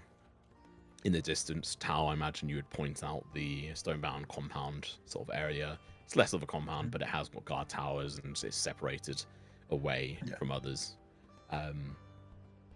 You probably noticed a few people do actually curve like the way they walk, and they tend to move further away from the boundaries of the Stonebound place as they move around. And directly ahead of you, up into this sort of centerpiece, there is a raise, a plateau, probably about, I think it's about 15, 20 feet high at the start, and then it sort of moves up and up into probably about like 25, 30 feet high above you guys. And there's a rampart sort of that goes up. People sort of moving goods and carts up along there, and you can see smokes sort of trailing off in the distance. You can't see any of the buildings up there at this point. Is there anything specific you'd mention about that, Tal? Or Sufi, I guess? Or questions? I'm just struggling. Not really, no. I mean, the fact that that's where the Spire market is, and that's probably one of the best places to go and spend your money. But other than that, not really. Okay. While we are going through the town, I am rummaging. I don't know how you pronounce that word. Rummaging through the cart to assess if anything is missing. Doesn't seem to be anything missing. Okay. Thank you. I think value in there anyway. There is. There is. Hidden away anyway. Yeah, there's nothing of value in it. How precise of a tour are you given here, Tal? How good of a tour guide is Tal? I don't know about tour guide. He's probably very like basic with the facts. He's like, that's over there, that's there, that's good, that's a bad tavern, don't go to that one. Like, giving you the very basic rundown. Yeah, so you'd be like, Make a this is mental note of the bad tavern. this is the Spire Hall. It's the essentially like council hall. It's like pointing it out and then moving past this compound, which has got raised walls and seems to be luscious gardens, and pointing out like that's the magistrate's mansion / house.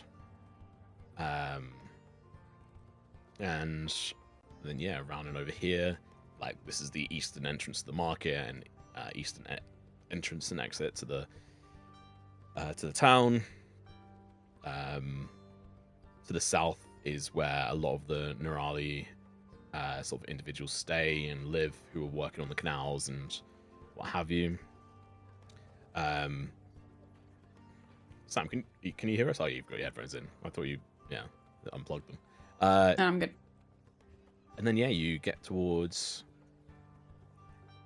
the Iron Company Lux. Yeah. I mean, you are gonna have to do the description here. I'm throwing that on okay. You. Okay. I'm trying to remember what we even talked about. There's a lot of good visual representations that I mean, yeah. I mean, it's quite. I don't know how tall the walls are because they're like they do keep you tall. Out, but they're not that high because it's not uninviting. Like it's meant to be from an official, similar to the Stonebound one, unless you're an actual officiate or part of like the Luminary Court, you can't have proper like compound walls. Yeah. Which is a rule that is broken for Daedric, it seems. But yeah. It's like garden fencing then probably. So what's on this side? We got stables on this side. Yeah. So where's the tavern? Is this the tavern or is this the? I can't ping. Which bit's the tavern? It's either. I don't know. It's either this bit or it's the north part. It's up to you. Yeah. Up to you on that front. So kind of where we're at the moment is what was happening. There's some stables directly in front of us, kind of enough to service a decent number of horses. And you can hear the normal kind of clatter and the normal smell of stables. And then I think we've got the blacksmith next to it, which again has the sound of hammering and kind of smoke rising up from the buildings. And then, I mean, as we walk into the compound, because I'm assuming there's no kind of gate person, unless there is. No, I think it's meant to be a lot more open, isn't it? Like. Yeah, so there wouldn't be gay people. Well, I mean, there can be gay people if you want it to be, but there is also towers where you'd have people on watch. There's a few of them around. Yeah. So like as we're approaching, he kind of just raises an arm and gives a wave. And then kind of leads them into the center, which is kind of the courtyard training area. Where I think there's probably midday. Yeah. So there's probably a drill session going on. With Jorin leading it as normal, which is a Skatham man. Yep. That is it. Yeah. I don't know if you want to describe him. I'm sorry. Where Which is is the the tiefling. Skathan? Where is the Skathan man? In the very center, like the central ring, is like a training yard. Yeah. So he's probably leading drills with some recruits there. Yeah, I mean, you can see this individual. They're like orange skinned. They have these two large horns that curl up from the front of their forehead, up and around and down the back of the head, and curl under the ears. Piercing sort of red eyes. Look muscular and sleek in their sort of stance. Not too muscular in the fact that they're then slow in the way they move, but they move in grace, whilst you can tell they probably have great power in the way they strike. Yeah, you guys know Skathans. They're around Tricks. They're probably more alien to you than anyone else here because you're from a small village. But Bro, you're a hick. But yeah, you and Mysterious Boy from the Thistledale, as if it exists, are both Hicks. But he has seen Skaven before. But yeah, otherwise they're around, and you probably would have seen some in Brookside, to be fair, in the distance. But yeah, he's busy training away. I think he would kind of wait for a pause in the drill, kind of the recruits being given a rest, and just kind of yell over in Skathan, "I see you're still giving them all a hard time." He turns, looks to you, winks, and as he does so, someone tries to take that opportunity to go in for like a glance on the training sword on him, and just like not even look, and just like bats it away, and disarms them in like a single like maneuver, and he like just flings the sort of essentially like a rapier on like a blunted rapier into the ground, and it just sits into the sand, and he wanders over and towards the edge of the sort of training area. Friend, it's good to see you. Wasn't expecting. Do you travel well?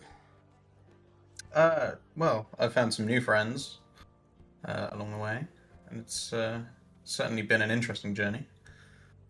How are they holding up? They're shit, but they'll get there. Hopefully your skills have not deteriorated too much. If you need to train, then come on over and we can spar a little. And any of your friends here too. And you can see this individual is assessing and looking at each one of you in sort of tandem. I don't even have a weapon. I'm not about that life. I'm just sitting on my horse, just kind of watching. Being my has his arms horse, crossed, my but horse his is chest is amazing. like puffed out a bit. Oh no, the macho Standing is very coming out. straight. Do you have? Yeah, does your tail also puff out? No, not the fur, like as in his like Yeah. shoulders back. It's the yoke. And I He's mean, a serious I guess side point on that. Does anyone else here speak? Technically, it's abyssal, not infernal, which you'd have Tau. But like Okay. it's all in one. There's not a separate. I don't have. It's not separated like that. Just Skatham. Yeah, essentially. Does anyone else here speak abyssal or infernal? Which you'd have on your sheets, which is essentially Skatham. I think, funny enough, Does might be Figgle? there might be a chance that Figgle does. Let me double check. Yeah, Figgle was like just looks over, and all of you, yeah, would hear Tal speak in a different language to this individual who responds back in common. He obviously sort of acknowledges and understood whatever the fuck Tal is just spat out in this rather harsh language, sort of cuts deep, as it were. But yeah, just a sort of a side note there that yeah, Tal speaks a different language for a moment. Well, Do I at least know. Oh, I was just say, do I at least know the language that he's speaking? I'd probably say like contextual, like you would know that. Yeah, I mean it would be like Skathan, because essentially, yeah, this guy Skathan that Tal is speaking to. So either he's speaking Skathan or it's just speaking in a random language to this person, and you would know that yeah, Skathans do have not their own language, one that is connected to them through their heritage. Mhm.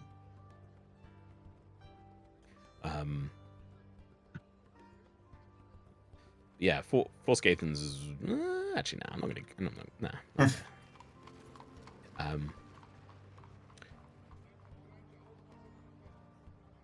Well, I should probably get back on, but yeah, we'll do that.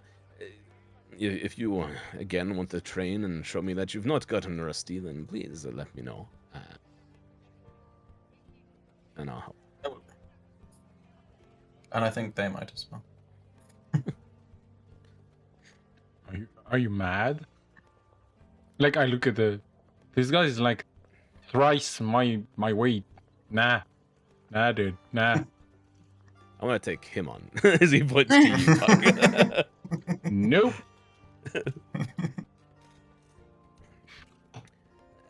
And he turns around, he gets back on. And just for the sake, this main big building here is the tavern. And there's like the big sort of entrance part, and someone wanders over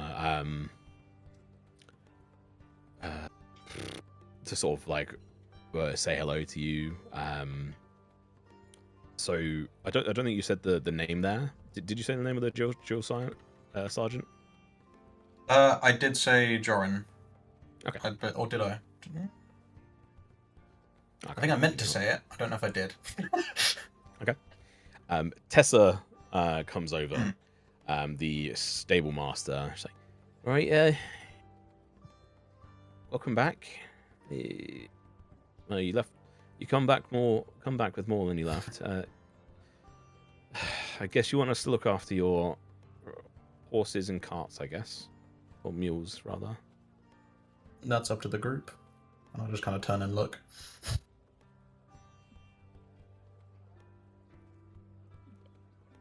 You're looking at us like we know. Is that Well- okay? Is it- Yes. But it's just if you want to. It's your horse. okay? I mean, if you say it's okay, then it's They're okay. good people. Then okay. Then they can look after my horse. Are we beholden to any kind of regulation or things if we stay here? Like, is there some things we have to know about this compound that is specific to it? Like what? I don't know. You might have some strange rule or law. I don't know. Apparently, I break those all the time, so now I'm checking. See, that's growth. No, I just want to avoid being seen while I do it. I mean, I would advise not stealing from anyone here.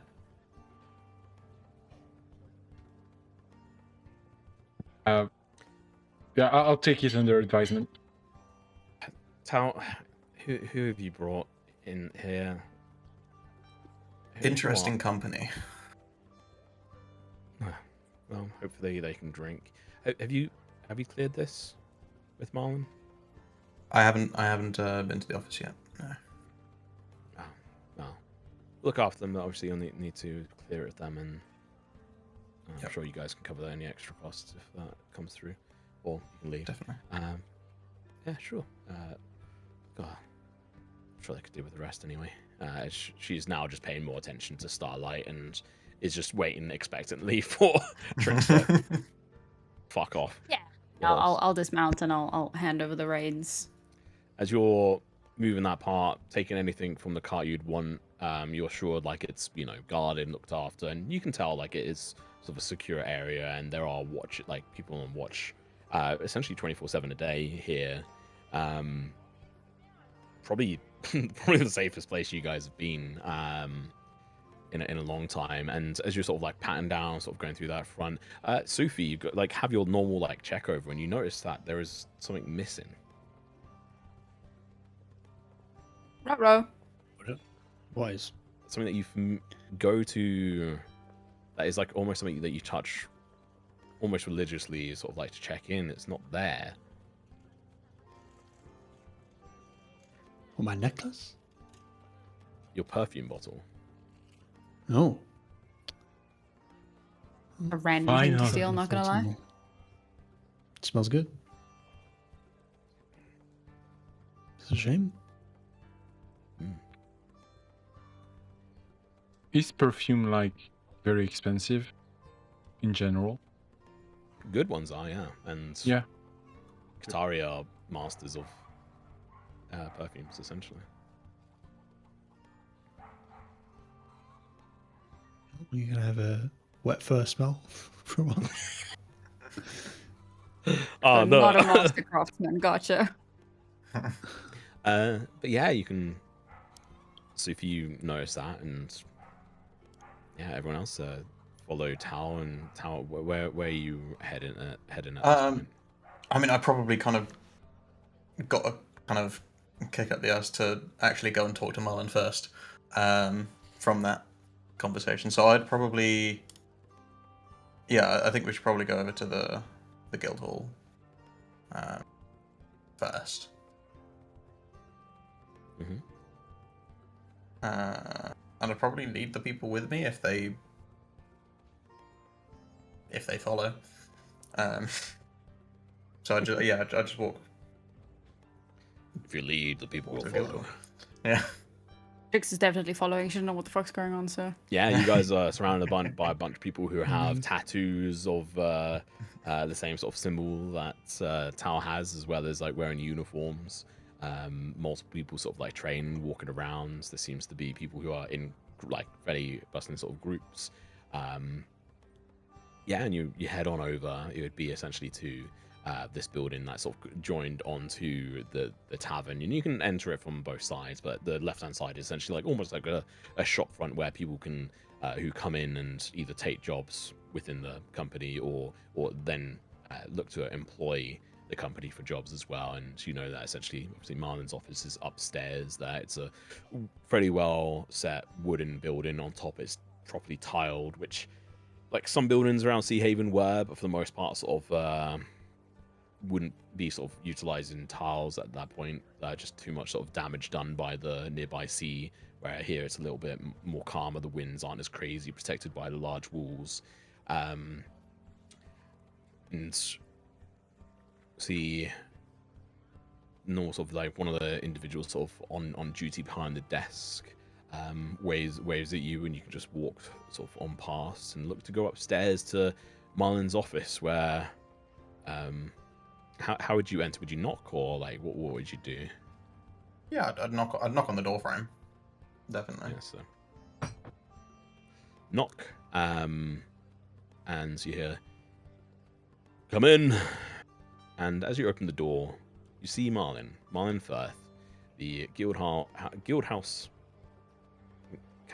commander, as it were, and set of papers on their desk. As they look up, recognizing you, and this is where we'll cut to break as we get to this point. But welcome to Meadowspire, everyone.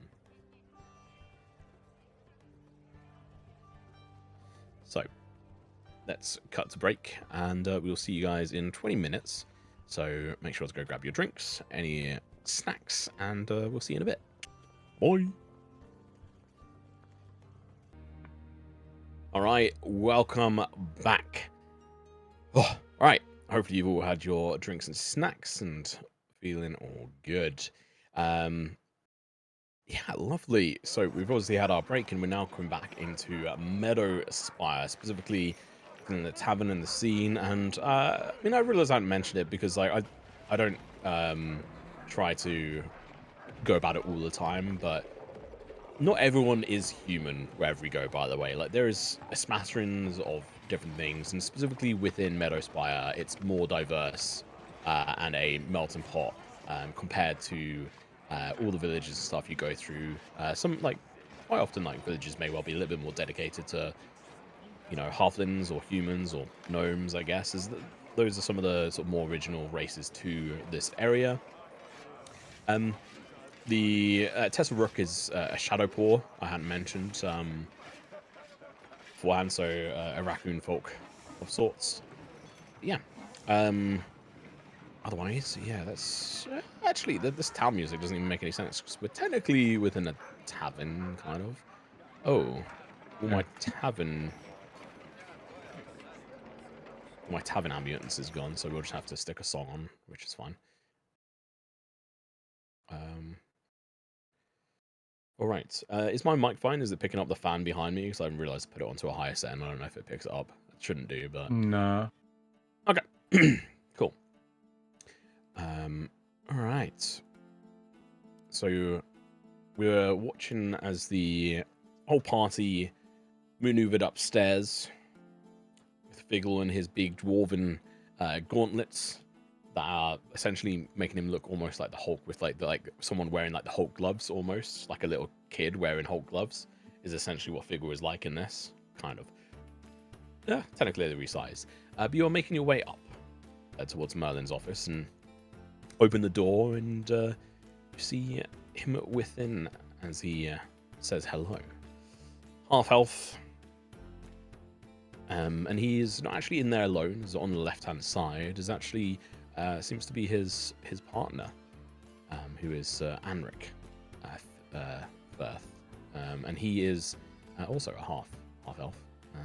And just off to the side, you can see that he's a fairly muscular individual. Looks to be a bit of a smithy at sorts, and that's how you'd know that he does, you know, mess around a bit. He's pretty good at what he does, but it's not his main directive. Admittedly, like he takes on a lot of the work alongside Marlin within the chapter house, or the guild house, as it were.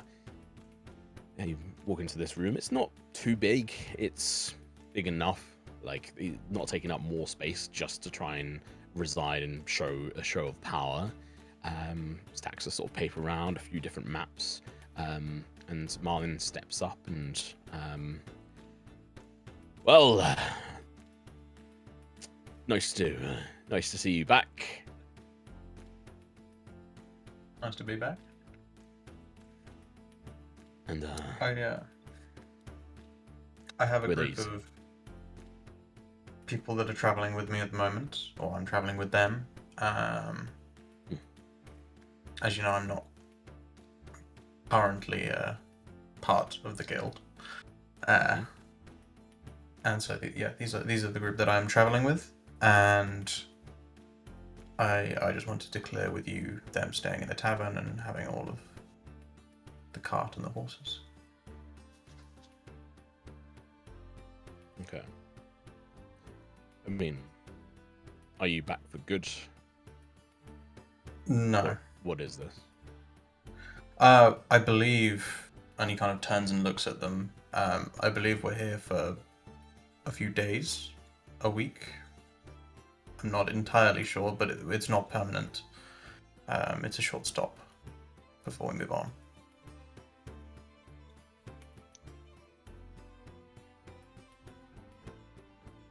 Okay. You taking on any odd jobs or anything? I mean, I help these guys with the latter half of one of their jobs. I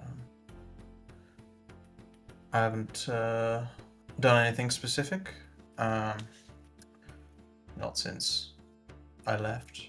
I did meet Renna Holdfast up north. and she gave me a message to pass on to you. I don't know whether you want to sort this matter first or hear it now. Was it urgent? Anything of dire need? I believe she's travelling down this way soon, but she just said that she found confirmed tampering in Harbour Island Shorecrest of the boards. And that someone's paperwork is too clean. I don't have much more information than that. But she is heading Meadowspire soon. You see Anric smack the wall and like move forward and he's like, I fucking told you it was them. They he catches a breath. They're trying to make moves, and we should deal with them. And Marlin puts a hand on his husband. He's like, we need to deal with it in the way of the Lux, in the way of the lights. And maybe not in front of other company. But by calms husband sort of hand down his head and you've got quite the temper. Well, I suppose I'm not surprised at this news. I think we've mentioned it to you before too much, Tal, but there are movements amongst some of the other entities within the Heartland. But not something for us to discuss amongst mixed company, I suspect. But they are welcome here, as are you. Obviously. And may we honor the Lux with their presence.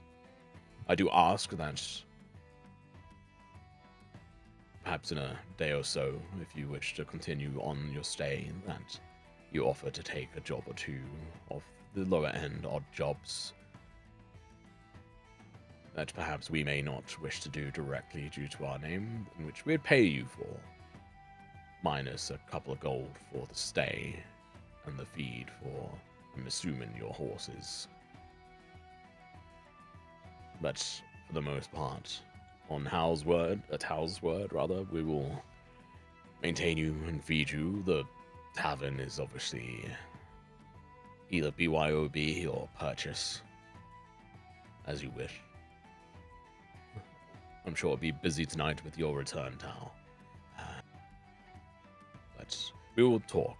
We do not need to wish to do it now. Have you just arrived in town? Yes, we just came through the gates. Oh, I'm sure you're wary after your travels. Feel free to use. We have Bunkin as well, if you wish. You know, essentially the C-section of, and he would mention essentially one of the buildings closer to the western entrance to the compound. Compound in quotations. It's not officially a compound; wouldn't be allowed. Compound with soft C. There should be room enough for you there. It's nothing glorious. If you want that, you may wish to visit one of the other taverns. Otherwise, and one thing, did I tell you the name of the tavern within the compound? I can't remember if I did or not. I don't know if you did, but I can't remember it. I think so. Okay. Got too many pages here. It is the Rook's Roost. Rook's Roost and stables. Sort of like stables are sort of like combined with it, but it's essentially there's a multitude of things. Oh, we'll talk later. Might better make contact with our good old friend. And probably send some individuals up there.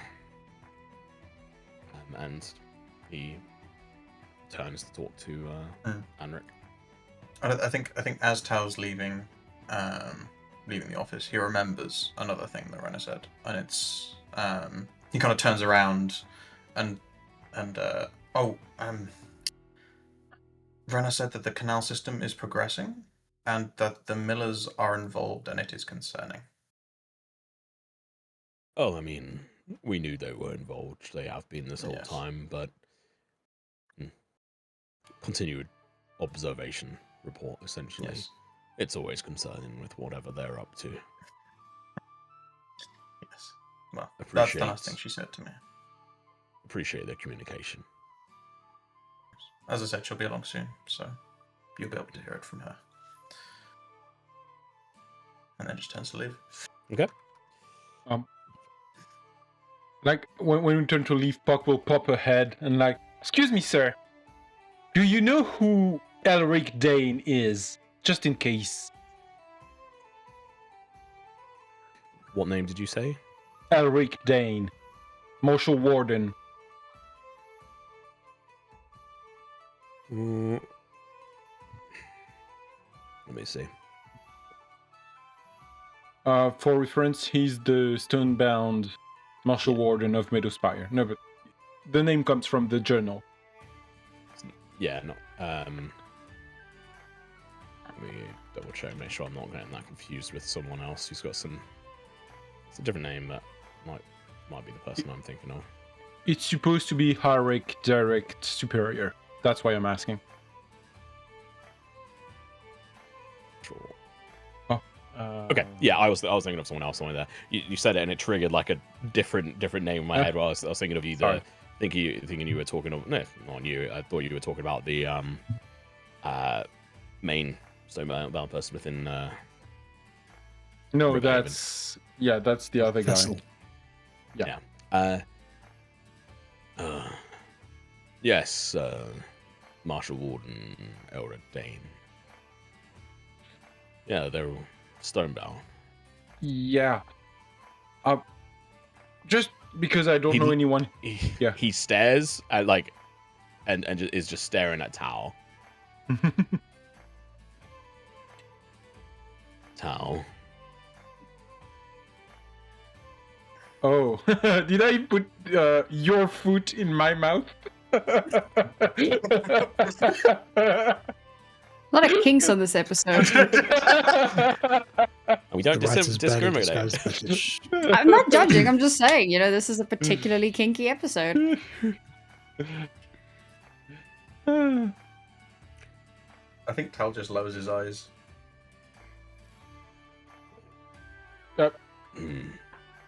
Looks over to you, Puck. What about them? Well, I need to know something about them, but I also don't want to talk to them if you catch my drift. So I'm asking around. They might have taken a couple of decisions we did not agree with.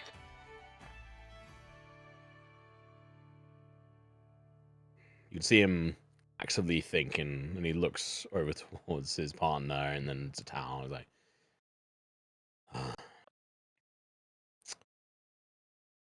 by Helia's grace. This just gets complicated and more complicated. The Stonebound Oath are fucks. We all know it. Okay. They're weird. They go about things their way. They have their deals with the courts. Be careful if you do decide to go snooping around. Consequences could be had, hands are lost, lives lost. But what is it you're wanting to know? What have you got yourselves embroiled in? I mean, embroiled. The word is strong. We're just looking for things and for reasons and people. Tom, I Even take Trix out is the. standing there like, Roll me a deception check on that, I think, actually, Puck. I mean, it is very true. Well, what do you mean by embroiled being a strong word? Oh no, that's I'm just being cheeky. But yeah, Yeah, okay. Yeah, I'll Okay, roll do it. deception. No. If you I want, you rolled- could do persuasion. No, if you want to do persuasion, Puck. I don't.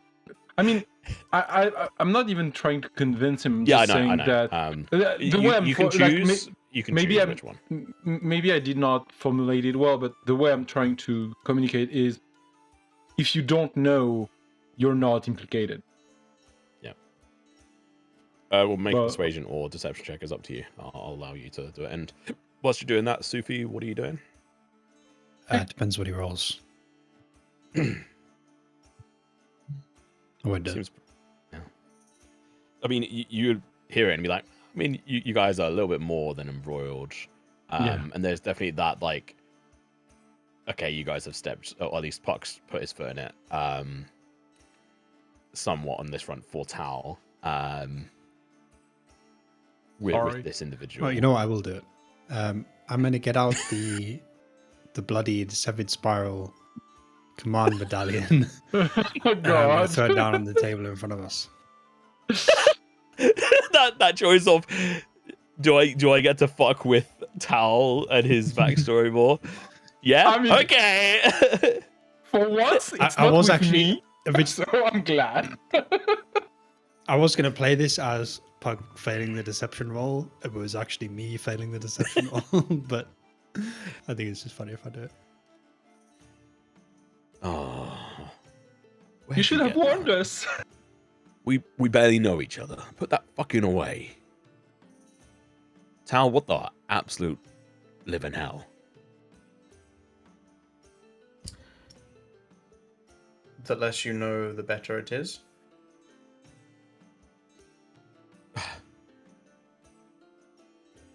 I mean, I recognize what that is. There's no way you easily got that. It definitely was not easy. Fucking hell. he just chuckles. Oh. Well, if the magistrate hears of this, there might be trouble, but... Then it is best if he does not hear of it. What did you say, sorry? I said it's best if he doesn't hear of it then. Oh, you mean she? That is what I meant.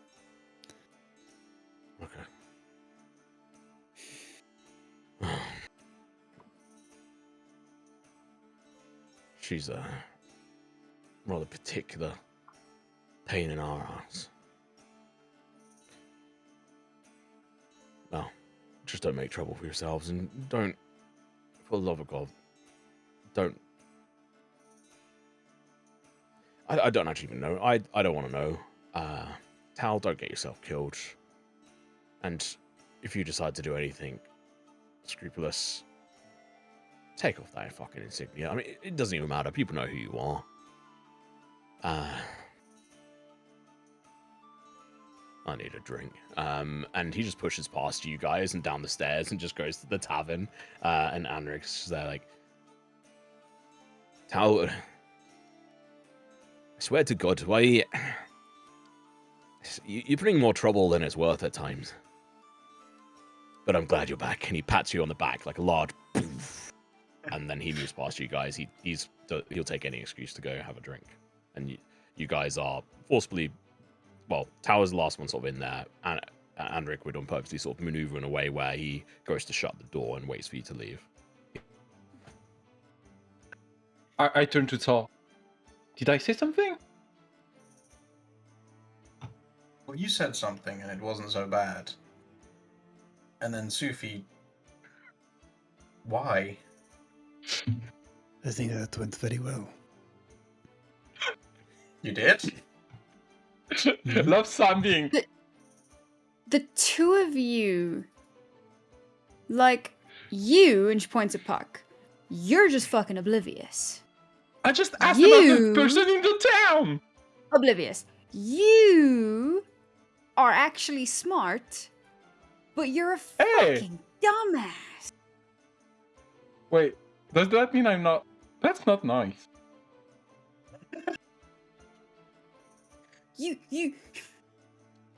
You walked up to the dude who is one of the bigwigs of Tal's order, who we know are very anti the Stonebound Oath, and the first thing you did was, hey, do you know this guy that's high up in the Stonebound Oath? Yes, like if you want to know about someone, ask their enemy. That made sense to me. Sus There is a levels. reason. Yeah, if you want to know about criminals, you ask a cop, right? And if you want to know about cops, you ask a criminal. That's basic intelligence I'll admit They might be gathering. the most informed, but it's very fucking suspicious when you just do it out of the blue. No, it's not. Like, Yes, and yes, the yes. enemy of my friend is my enemy or whatever. Yeah. It's the Give complete up. opposite. And I just, like, Trix just walks It's away. literally the complete opposite. I should have warned you all, but what I am doing is not official. See, I did not know that. So we're not there. That is why I do not blame Puck for asking. I But do. Sufi, that was just stupid. No. There is always a plan. You just do not see it. Yeah. Make Next my thing life you know, harder? Is that the plan? no, he's gonna make is, Steve's tool. A necessary side effect. Let us put it that way. Who wishes for a drink? And I'll leave the room. Also, I'm confused as to why he's upset. Like, we killed a guy from the Stonebound Oath. He should be he should be glad, right? Because the Stonebound Oath have strong ties with the Luminary Court. Yeah, but we're not gonna go advertise to everyone. We just ask someone who has information. I'm so confused. Maybe we won't, but there were some people who were left alive I mean, that can identify you. it's not from a lack of trying, especially from Sufis. I'm not. I've walked off. I've just put it out there. So You guys are all in on like essentially the stairway, like a small part Yeah. where you'd Yeah. gone up. Like you're not in the room anymore. That's like shut and locked. Yeah. I think you just need to learn the art of subtlety, Puck. Not just sneaking around, but actually being subtle in social situations. I just asked a question about a prominent figure in town. You're the one who did not tell us not to do that. This is your guy. You could And have that warned part us. is on me. That part is on me. But don't just go around asking names. That's literally what I do. You'd think someone with this much worldly experience would have a little bit more savvy. He has I mean- worldly experience. It made sense. Well, he's got He criminal hates- experience. That's of the world. No. He hates the Stonebound Oath. He has Everybody information does. on the Stonebound Oath. So you can ask about the Stonebound. Like, it's not like I But didn't there is go due on the process. how. also, if I someone don't- who you don't know just comes up and starts asking for all the gossip, that is like extreme cop behavior. It's extreme cop behavior. I was introduced. I'm part Yeah. of the party with Doll. I was introduced.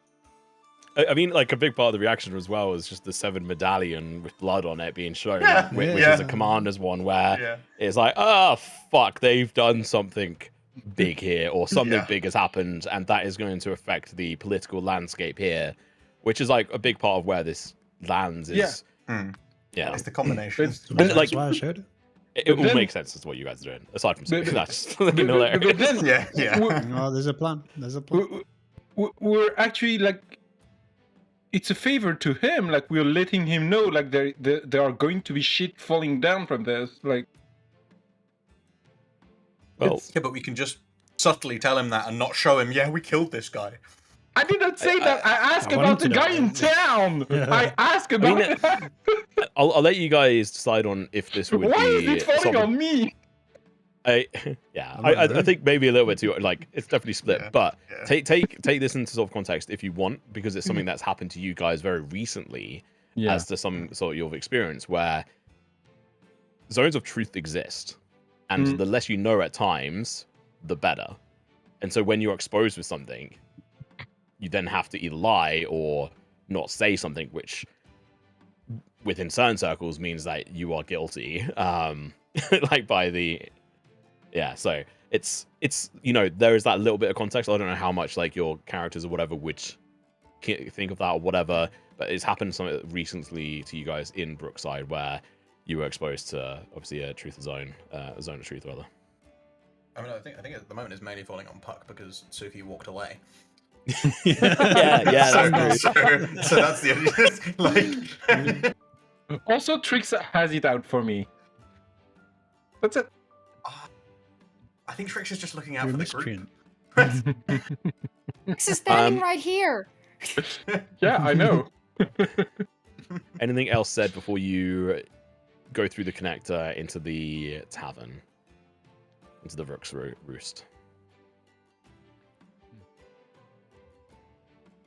I think he's It's just trying to figure out how to make it make sense. Y'all are exhausting. Sufi, you enter in first. It's a fairly busy area. You can see people here who don't seem to have any sort of dressing up of the Lux. It seems like a semi-public tavern of sorts, but certain groups have no business coming here. And who knows, maybe you'll find out more about it another time. But yeah, I will walk up to the one who like reacted really badly to me getting out the medallion. Martin. Yeah. Yeah, that's one. I just walk up and say, "Do you want a drink?"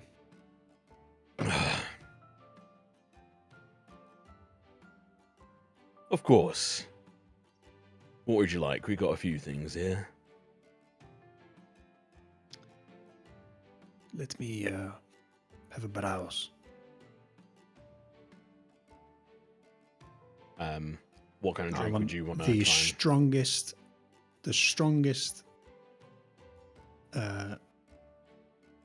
not liqueur or strongest whiskey or something like that. Something very, very strong.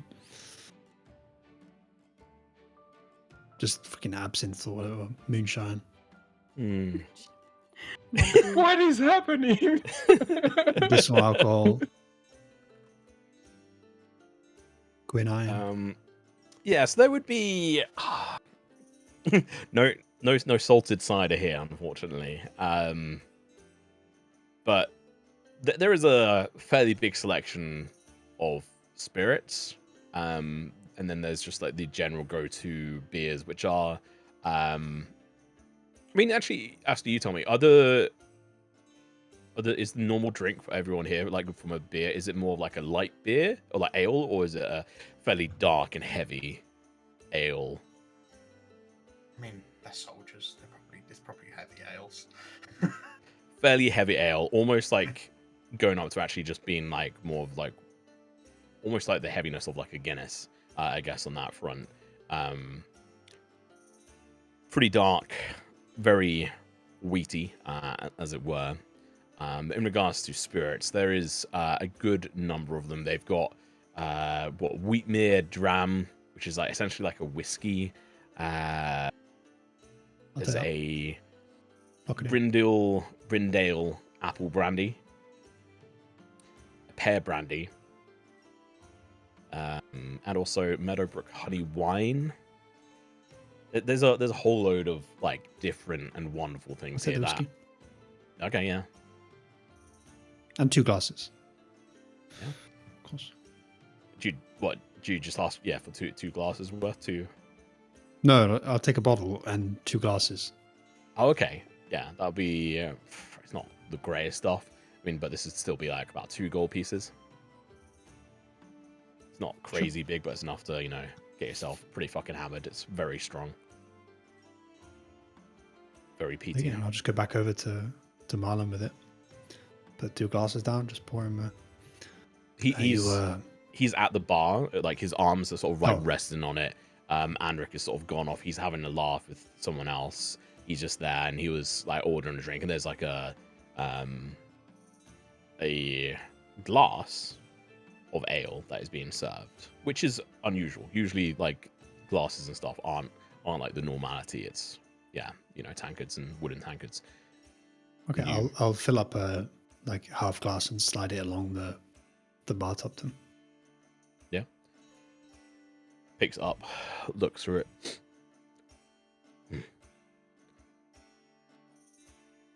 Pretty good, this. Have you been to Wheatmere? No. Drink it. Interesting place. He downs it in one. I'll refill his glass.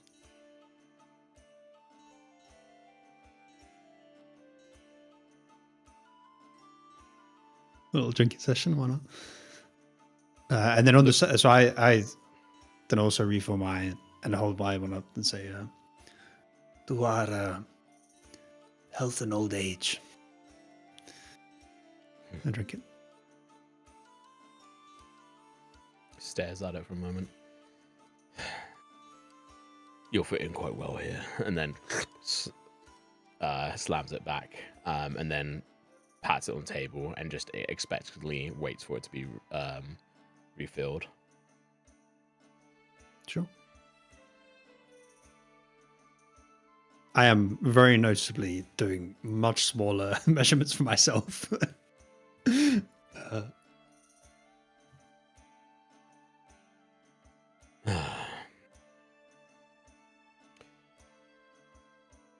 He'll. Let me just. I think he can tell that it's because Surin can't handle that much, not because he's trying to get the person drunk. But Yeah. I don't know if he could tell that, but that's the intent. We buy this as part of a deal with the Reeve Hallen. Keep a bit of peace. It's a lot of what I do. Keeping the peace.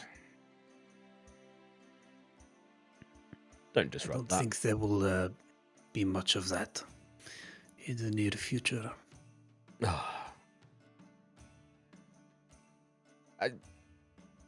I barely know you, and you're just bringing trouble to the door. Suppose I should No. blame Tal, really.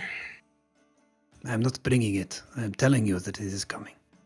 It is a difference. He looks you up and down. Roll me a persuasion check, please. Or deception. Your choice. Yeah. I mean, I suck at both, but I'm trying to persuade. So, yeah, I suck at it. You should have advantage because of the alcohol, like camaraderie and all of that. Yeah, but then I also get disadvantage because I'm trying. He gets disadvantage on whatever kind of insight he has to do. No disadvantage on the persuasion. No. He kind of just ignores what you say. Oh. I mean, the shrine in Wheatmere is rather lovely. Thought about Who is getting it to? married there. Elia. Clears his nose a bit.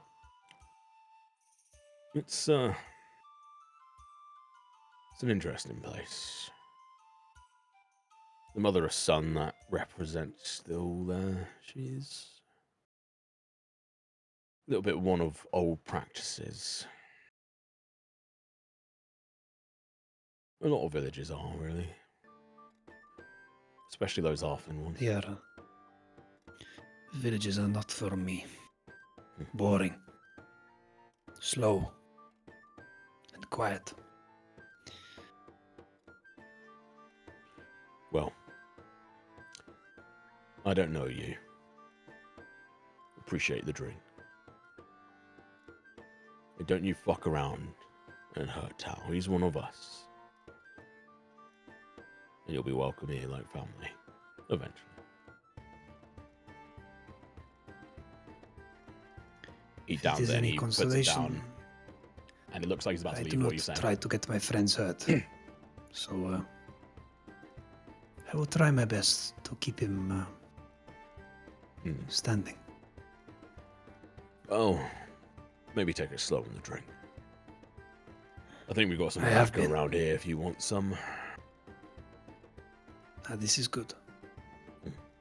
and he wanders off to join his husband and just pats him on the back and joins in the camaraderie as everyone else. You walk through the connector into this, and Tao, you would see this interaction sort of finishing and Marlin walking away from Sufi, and Sufi having a bottle of wheatmeal whiskey or whatever I call dram in it like with like sort of drinking it.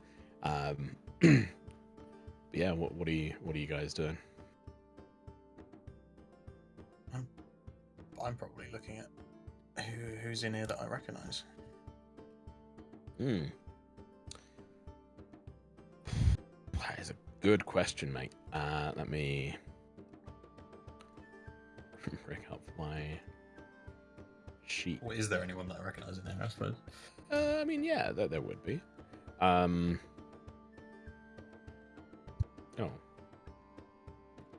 There you go.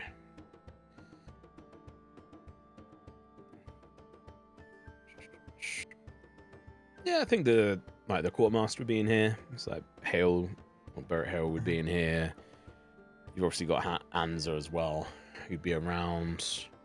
There's like a few of the sort of like lesser known people with partially like forgettable names for you. You're like upper you probably know them off by heart, but no one who like really like the people who stand out are these sort of individuals.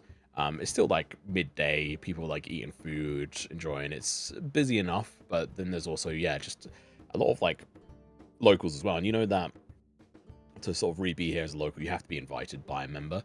And the assumption is that everyone you're with at the moment is now in essentially under your name when they attend. Otherwise, like unless otherwise said. Is there anyone you'd be particularly looking for? I might be looking for any family. Like close family, further family, or even like if Chris is not in the smithy. He wouldn't be in there. No. Yeah, just family. If there's anyone in there. No, not now. Then I'll probably just go to the bar. Because it's midday, lunchtime. Yeah. They do food, I'm assuming. Yeah, plenty. You know, they have like essentially like an endless stew going. With like bread and stuff, you can help yourself to. Like it's only like a few copper to get a bowl and to get it. Like you can go over and like scoop it up and like grab a chunk of bread, and it's filling. It's full of nutrients, which they don't know about, but filled with all goods. Lots of meats of different variants. Seems today is a like venison sort of stew mixed with a few other bits. But yeah, endless stew that runs pretty much 24/7, to be honest. Yeah, and I think it would be Hetty Penn would be on sort of being behind the bar at this point, with Pelham Crow as well, who's essentially the cook. She'd sort of recognize you and wander over and lean down on the table, and she's just straight human. She's just like, "So, love, you found a partner yet?" Not yet. No. Too busy at the moment. Too bad. Well, I mean, I've introduced you to my daughter. It's up to you if you wish to make a move or not. But nice to see you've got some friends in here, I see. I mean, one of them, the Qatari there, has been drinking and fueling the boss, as it were. Yes, he has. Yeah. New friends found along the road. Traveling together at the moment. See how it goes.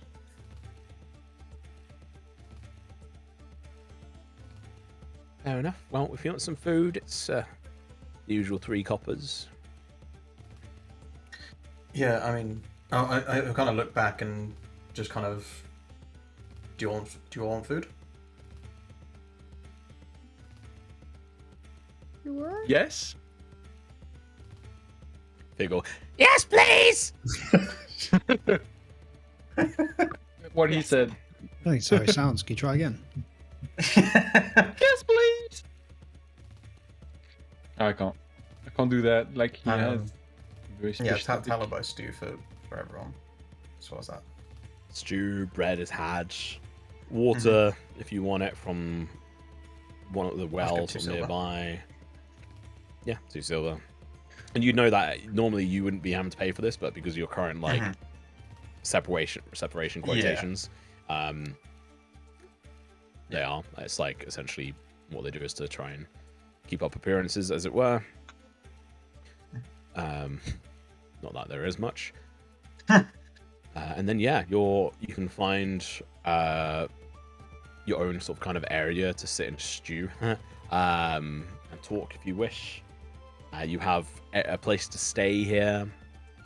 You have a place to store your horse and cart and your mules. For now. Yeah.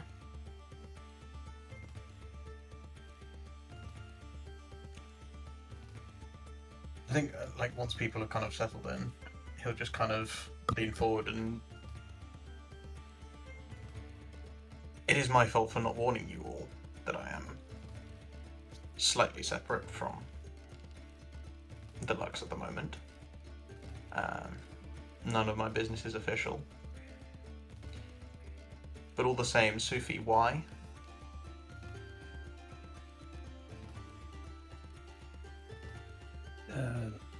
How do you say it? The less you know, the safer you are.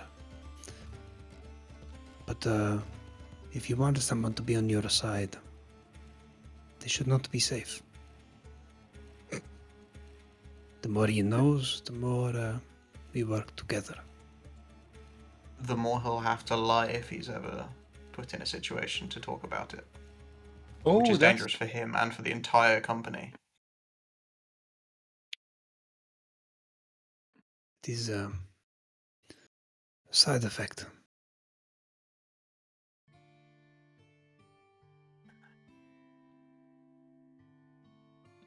But it does mean that they are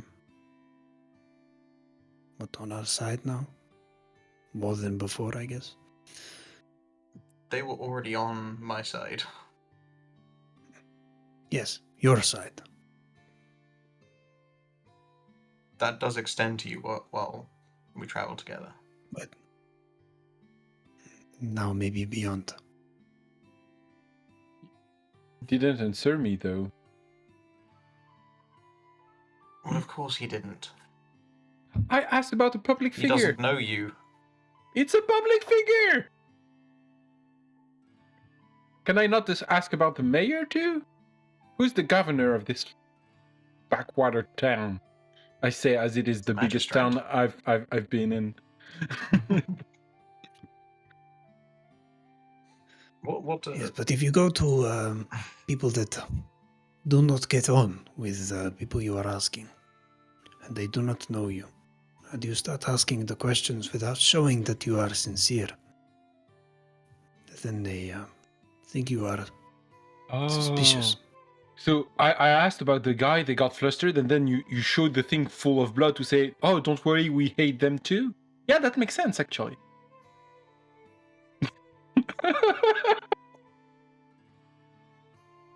Trix is For literally once just you like, are speaking my language. I pat Puck on the back and slide him a glass of whiskey. Yeah, no, I only drink cider. Not tonight.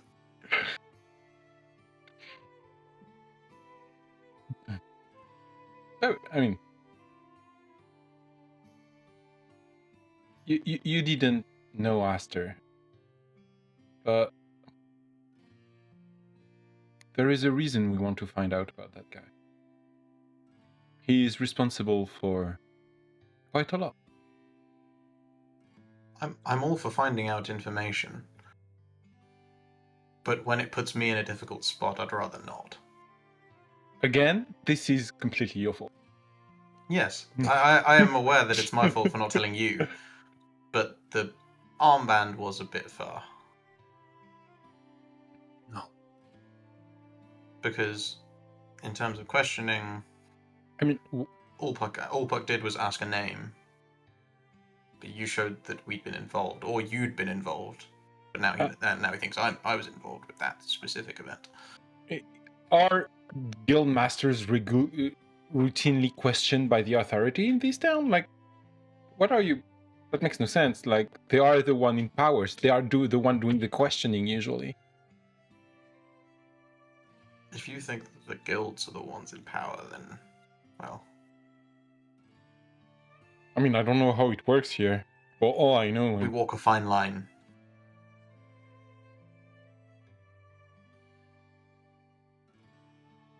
It is dangerous. So... But, well... Did you want to know about the magistrate? The what? You said you wanted to know about the mayor, the whatever. The magistrate. That's the person that runs this town. His name is literally the magistrate? Or is it like Their a cast? title is the magistrate. That is their role. So, You've been on the whiskey. I mean, I'm sorry, but anyone who works in a civic capacity in a town is a magistrate. That's Yes, but the definition of the word. He's the magistrate. Yeah, big M. Is it she, Tom? Yeah. Yeah. But I feel like the name was mentioned once when we were in. It's Tielfiath. Or is it Magistrate Zilfine Tielfiath? That is.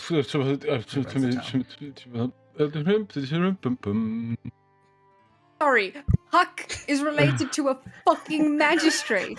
I just got. Yeah, you see Puck stutter for a second. Yeah. You okay over there, buddy? Yeah, it's the whiskey. I'm not used to. But that name was mentioned, no, during the interrogation. Yeah. No, she wasn't. No, Yes. she was not.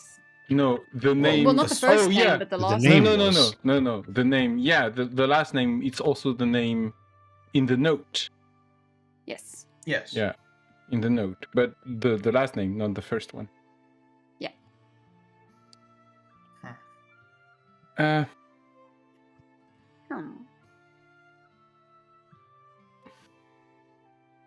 You see Puck like opens and closes his mouth like multiple times, like he's gonna start talking and then he stops because like he's gonna ask something and then stops and. Okay, what is bothering you? We found the note, and so this thing, like I pick out the bridge, so this could be hers, so I could be, like, I'm just a bit, afraid that I'm in possession of an artifact of the ruling class of the city, That's, the last time I did this, that did not go well. Okay, I'm lying through my teeth.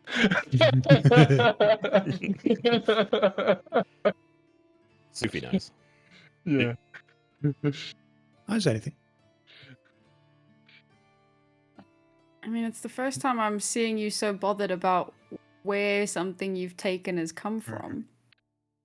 Oh, you were there? No, we met you after we left Sea Haven. So, well, I like, things are just there, and then you can just take them, and you can just prove that you can take them. And I took some things from some people, and it might have led us on the whole journey, because maybe I should not have taken them. But then again, it was fun. So this one here is... This close to growth, man. This close. You're so small. Stop talking about growth. Do I don't need know. to? And there's a moment where like I just like 4 inches. Just I'm not gonna use the whole ability, but I just kind of. What was that? Pulses. Be careful, you're kind of fluctuating there. Because you're saying dumb things. But I'm proud of you. You're achieving growth. At least one of us is.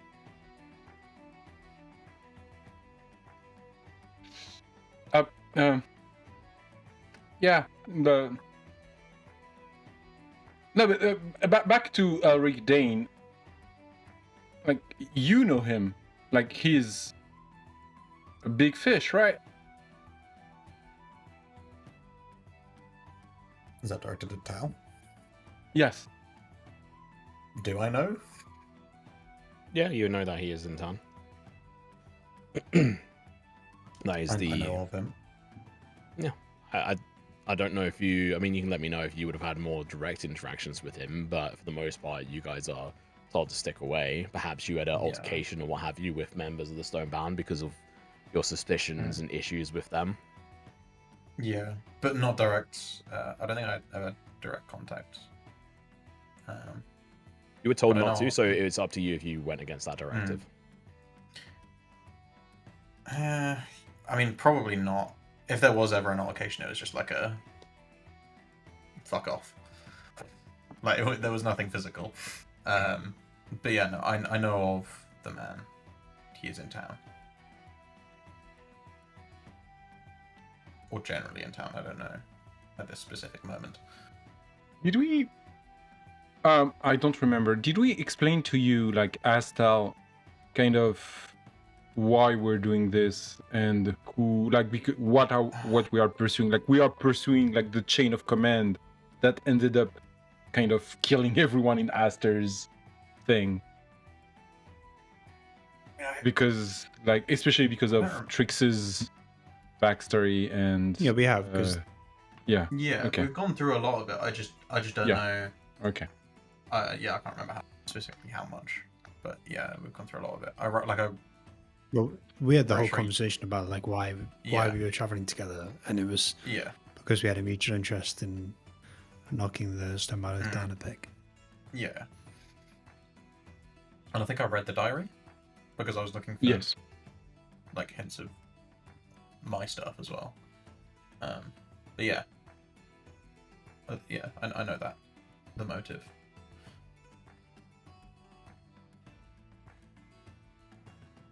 He had a whoop ass.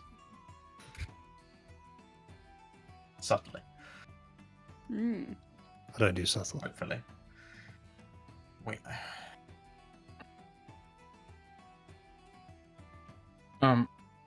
So there is a thing. The Stonebound who took our friend from us, and if I get it, probably took your sister. Like, it's a probably, like you're not sure, right? Well, I mean, we know the Stonebound were involved, but it wasn't just my Okay. sister; it was a whole company. Okay. It was So- a group. Around, there is also like a mention about some kind of experience, like 10 years ago, with a subject captured alive and transferred here.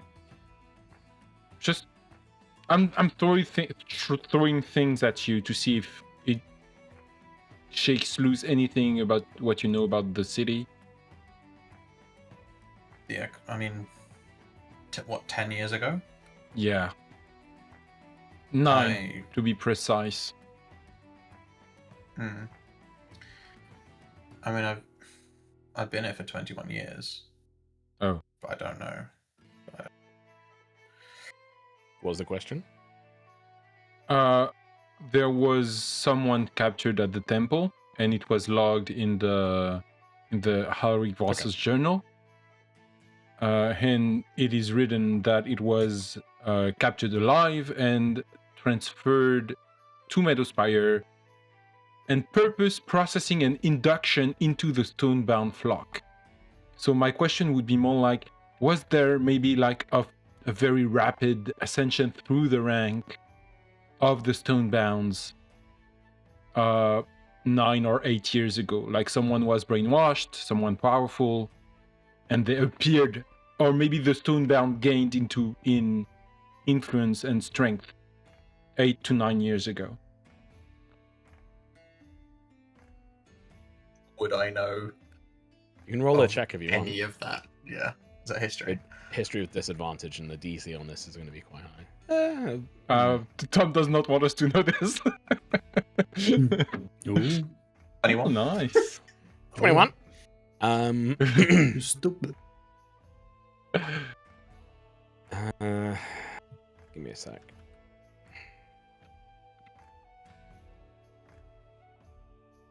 Imagine making a fucking history buff character. What little shit. Hmm.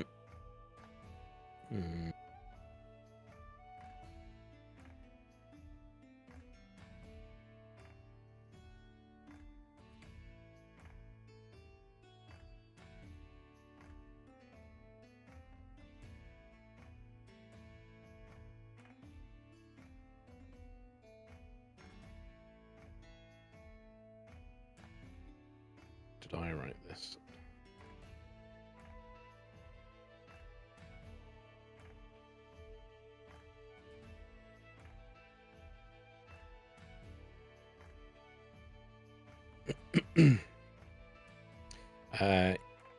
So yes, you know that there is still, you know, a highly prominent individual who is essentially almost a guard, like bodyguard, slash not partner. They work under Elric Dane. You'd know the name Alora is their name.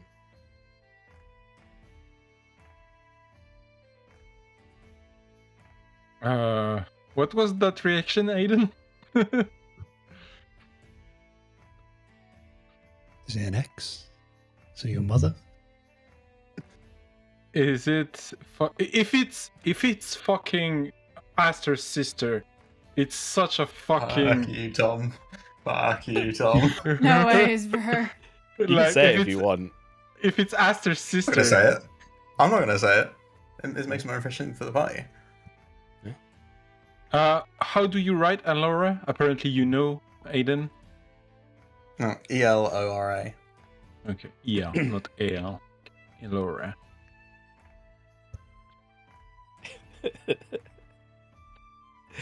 Shame she's irrelevant. Yeah. I mean, as soon as I saw that someone had been taken, I was like, yeah, I know how it's gonna be. Fuck it.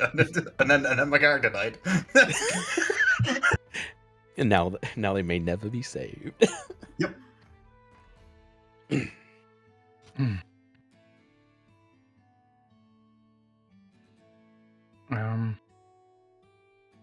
Okay, so we have a name, maybe?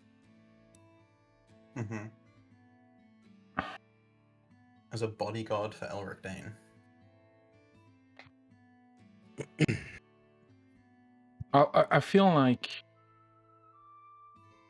at least we owe it to Aster's memory. Like, he would have known this person 10 years ago during the attack on his temple. We owe it to him to at least give an update. I don't know. Try to take them away from those fuckers who raised the temple. I don't know.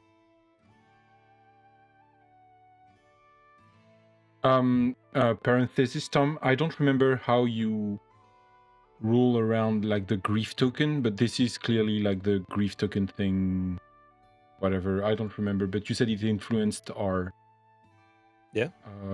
actions. This is mine.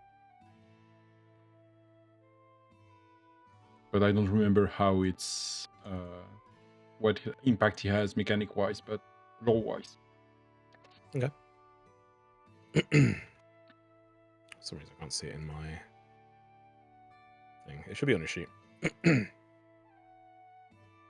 Under features.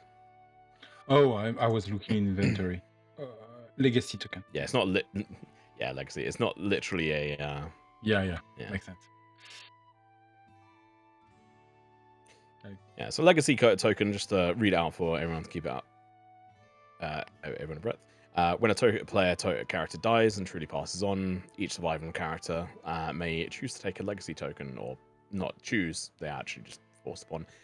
When you hit with attack, you can spend the token to make that hit a critical. Declare it after the hit before damage. Works on weapon and spells damage, and there is also the narrative component of it, of the weight. While you still have the token, the loss weighs on you. No mechanical penalty. You choose how it shows up, and then some examples of vigil, fury, guilt, silence, resolve. So mine is kind of guilt, I guess, or trying to Guilt, solve the resolve. situation. Yeah.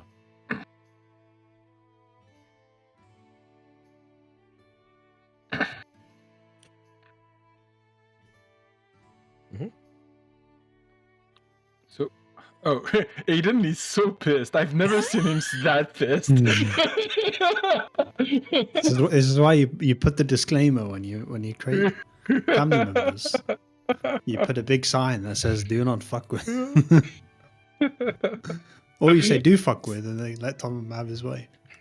Oh no, I'm enjoying it, but also fuck you, Tom.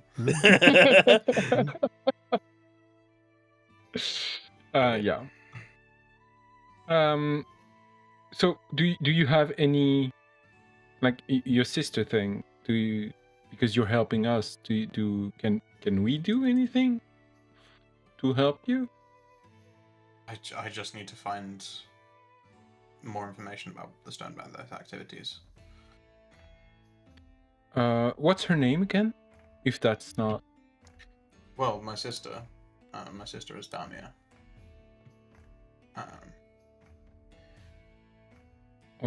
And my cousin was also on that journey, Baranus.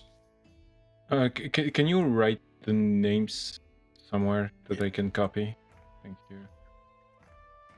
Oh, yeah. Okay, thank you.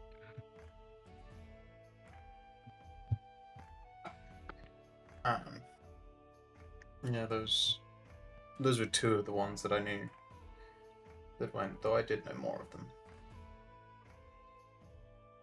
But it was a full expedition. And I don't think they were expecting to disappear for 2 years. So... out of character, did you explain why you think it's the Stonebound Oath? I don't remember that. Did I explain it? Because I think it's just information that I have... Have I told you?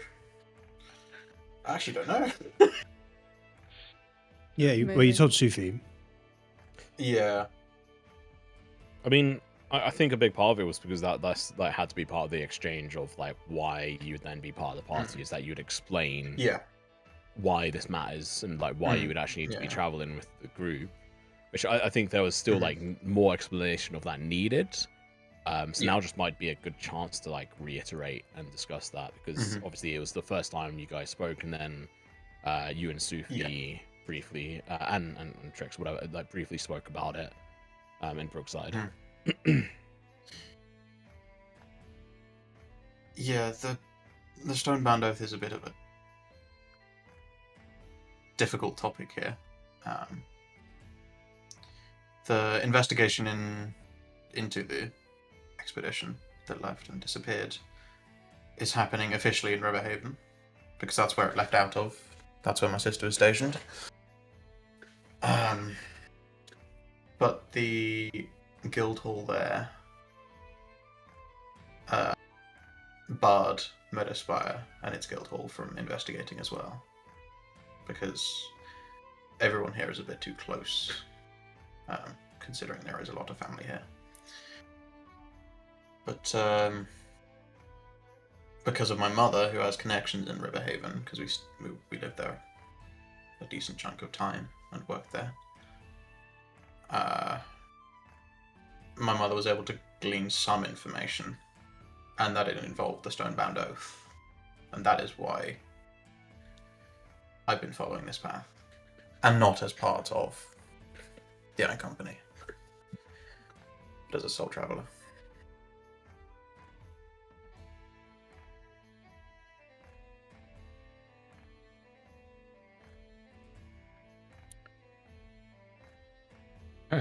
That is incredibly vague. I don't have much to go on, to be honest. I just knew I found out that there was some confirmed presence of the Stonebound Oath north of Meadowspire, and that's where I was when you all found me. I was investigating that. Okay. All of it is vague, because Riverhaven knows more, but they won't tell us. Or at least I believe so. Tom, Riverhaven is south of us, right? Yeah. Okay. Thank you.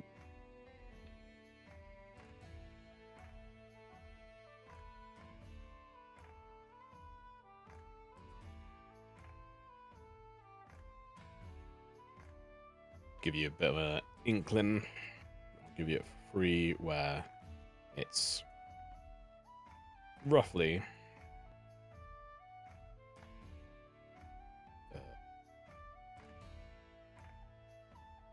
about 400 miles away or something like that. Okay. Yeah.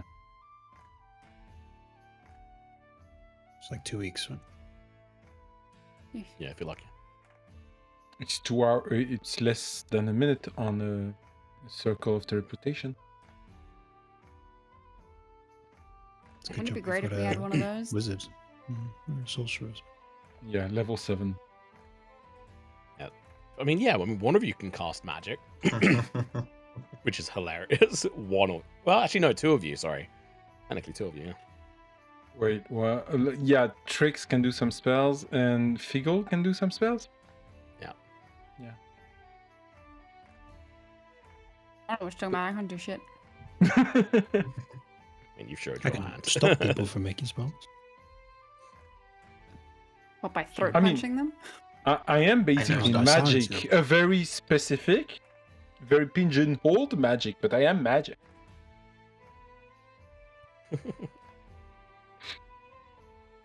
Okay.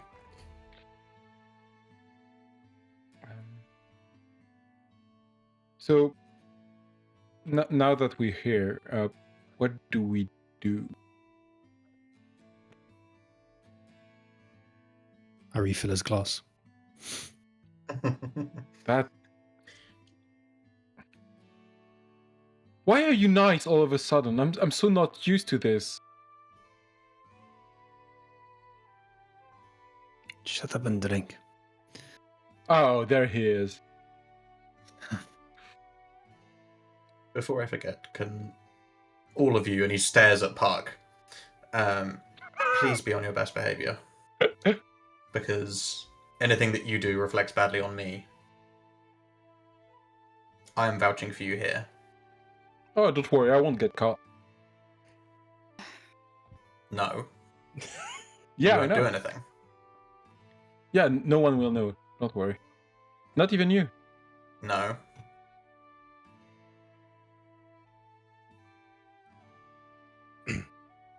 I'll do it outside. Don't worry.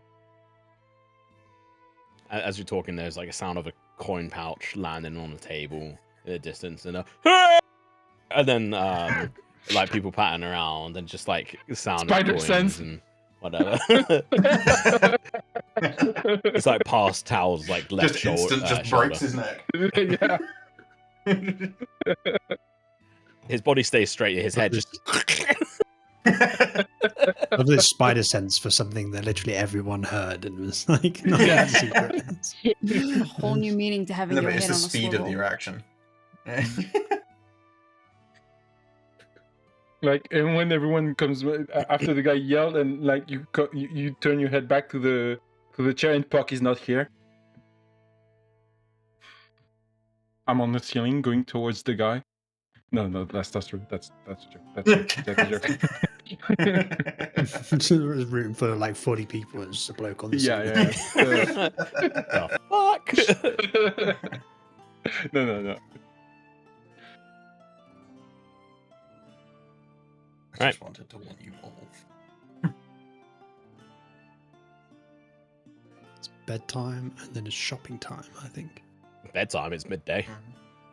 Yeah, it? I need to go meet my Mid family. RL. Talking of which, Sufi and Puck, can you both make con saves for me, please? Oh, God. Oh yeah, right. I didn't drink that much. I didn't drink that Okay. much. Okay. But I can make a check, but I Make a check with advantage. Sufi can just do a straight roll. Oh, okay, he's fine. I have a feeling I'm not gonna be fine. Oh, okay. Hey, you're fine. Okay. All that The cider. stew is soaking up a lot of the stew and bread is soaking up a lot of this as you slow down drinking, probably as you guys get more into the in depth and talking and stuff. But yeah, I mean it's like 1 or 2 p.m. Now. Midday drinking with the boys and girls. Let's go. But yeah. What do you guys look to do? You have an area where you can drop stuff off and it will be relatively safe, with like guarded by the towers and what have you, people keeping watch. I mean, I need to say hi to my family. Okay. It's probably the first thing I need to do. So, who did you say was in here? Some of the... Is anyone from your family in here? Not, you said none. You didn't say any of my family, but you said some of the other people that I would like, the quartermaster and the recruiter and stuff. Yeah. So like Hale was in there. Yeah, it's like Barrett I'll probably- Hale, and I think I said Anza Feld was as well. So I'll probably go over to Hale, and kind of say hello. Kind of. It's good to see you, Hale. Oh. You see, he's like, seems to be super tired. He's like, good to see you too. We've been wondering how you're doing. I think, so,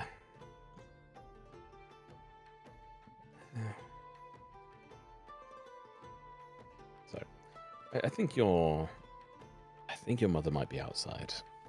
He like scratches his head. But yeah, I don't know about anyone else, but welcome back. Nice to see you. It's nice to see you. You should get some rest. You can see bags under his eyes. It's been busy. What's been going on? I'm just moving things around, you know. You would know that he is just chill dude. Yeah. Yeah. And drinks a lot. And so he ends up being heavily tired. Yeah. It's good to see you. I'll leave you to your You too. ale. It's yeah. He just takes a sip. Yeah, Tal walks off. Yeah, probably goes outside to try and find family. Yeah, and you would at this point see your mother probably showing alongside during the a couple of moves to some of the trainees here. Just I say trainees, some of the individuals who are just training. Just some of the sort of maneuvers and stuff that you would have ingrained in your head. The movements and maneuvers that were, you know, pretty much beaten into you by your family and friends. It's training, it's fine. Yeah, I mean, he'll walk over and give her a hug. Tao, it's very nice to see you. Didn't expect to see you for a while. How goes it? Have you been keeping up with your training? Here and there. I mean, I've done some full training recently. It was challenging. Oh, I don't think we've really taught much about that. I think you probably should.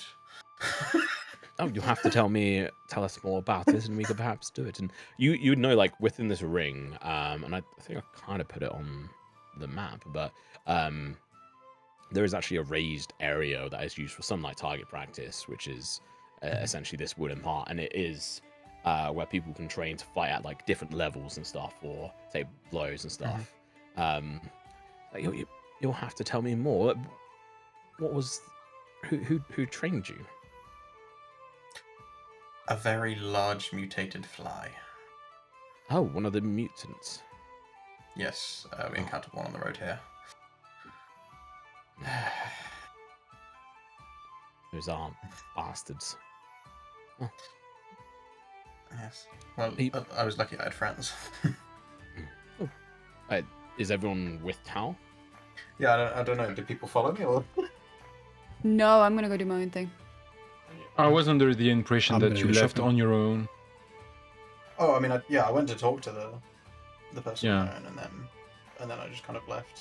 Whether you followed me or not, up to you. Well, you didn't offer, and you were kind of pissed at us, so...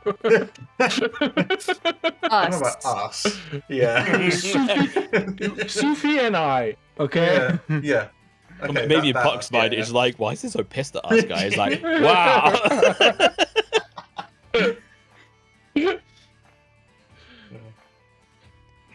Okay, so just Tal. Yeah. Where are your friends? I left them in the I tavern have no for now. What are those? And are you back for good then? Have you stopped? No, I think we'll be off in a few days, weeks. I'm not sure, but this is not permanent. I think possibly we're heading to Riverhaven, or at least south. It was a dead end this time, unfortunately. Well, Chris is hard at work. I'm sure she'd love to see you. How's Avery getting along? Oh.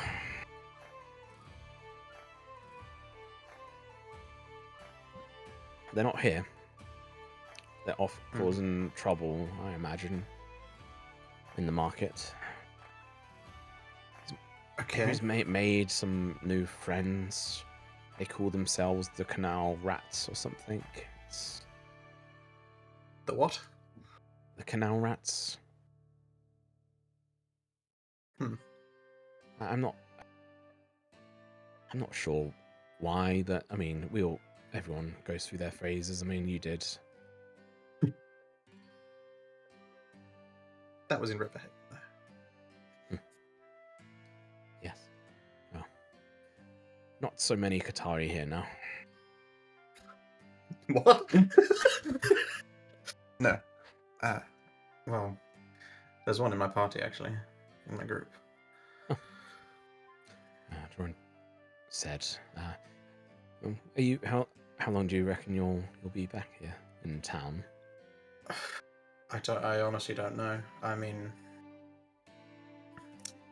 there is some information that I think my party is looking for.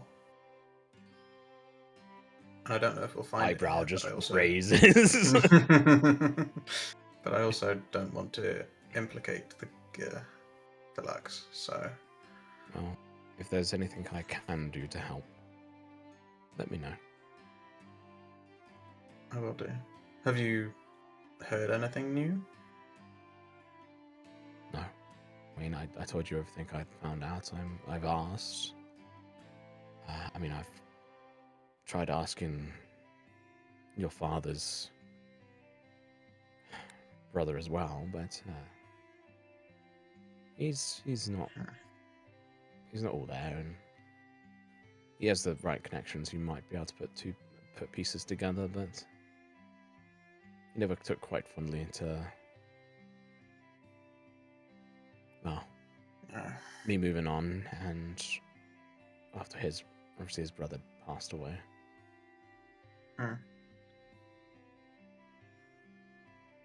Which brother are we talking about? This would be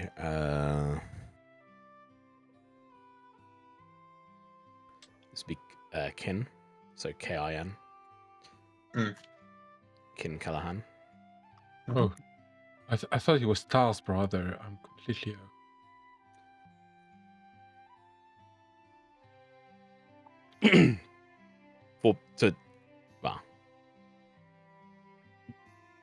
The way that was phrased, meta above the table, is that this is the brother of Tal's father.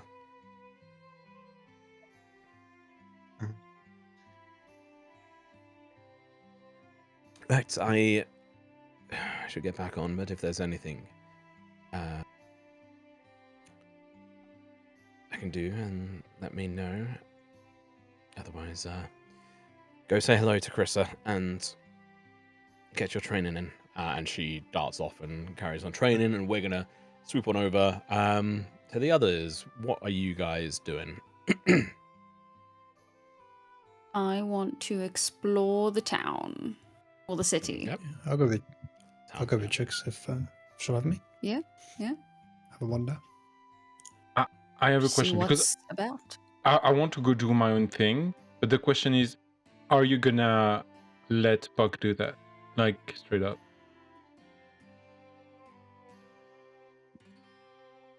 Like, if I leave you. Personally, if I see you wander off, I'll be like, where you going? What you doing? But if I don't see you wander off, I'm not gonna fucking look for you. Okay.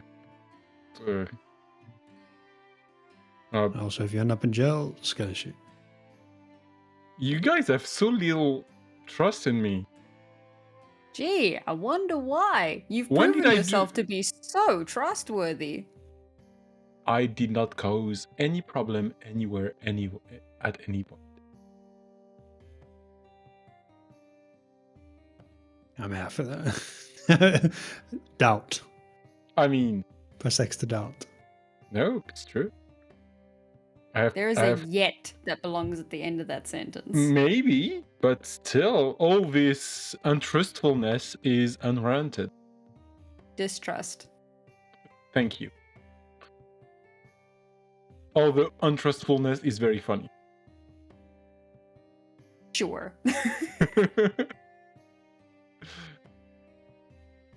So there you go. That's how I would react. Do with that as you will. Okay. I'm gonna go adventuring.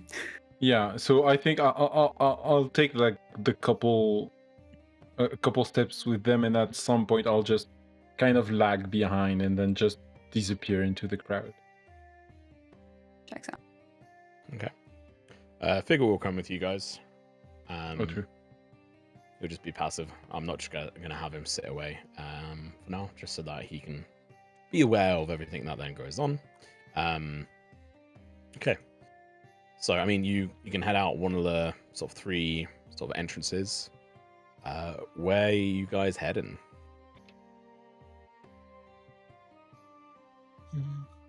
Shops.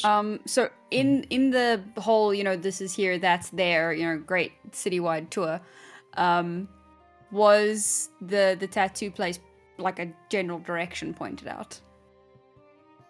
I don't think that was. Would that have been post? Okay. It's not a tattoo place. It's a. I mean, The there are like two enchanter, artists right? that can do it, right? And then the Yeah. enchanters. Yeah. Yeah. But that was Yeah, like- post tour, if I'm not mistaken. I'm not sure on it, but I don't think specific. I mean, up to you guys. How you'd maybe recommend one individual who would be Kessa's son, right? Who is a hyena folk individual. Their shop would be the Lamp Black and Light Leaf.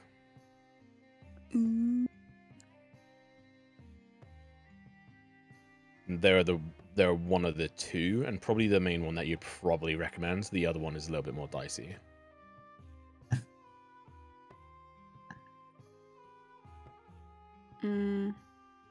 Given the size of the inner area, how long would it take to just kind of spot all the shops on a walkabout?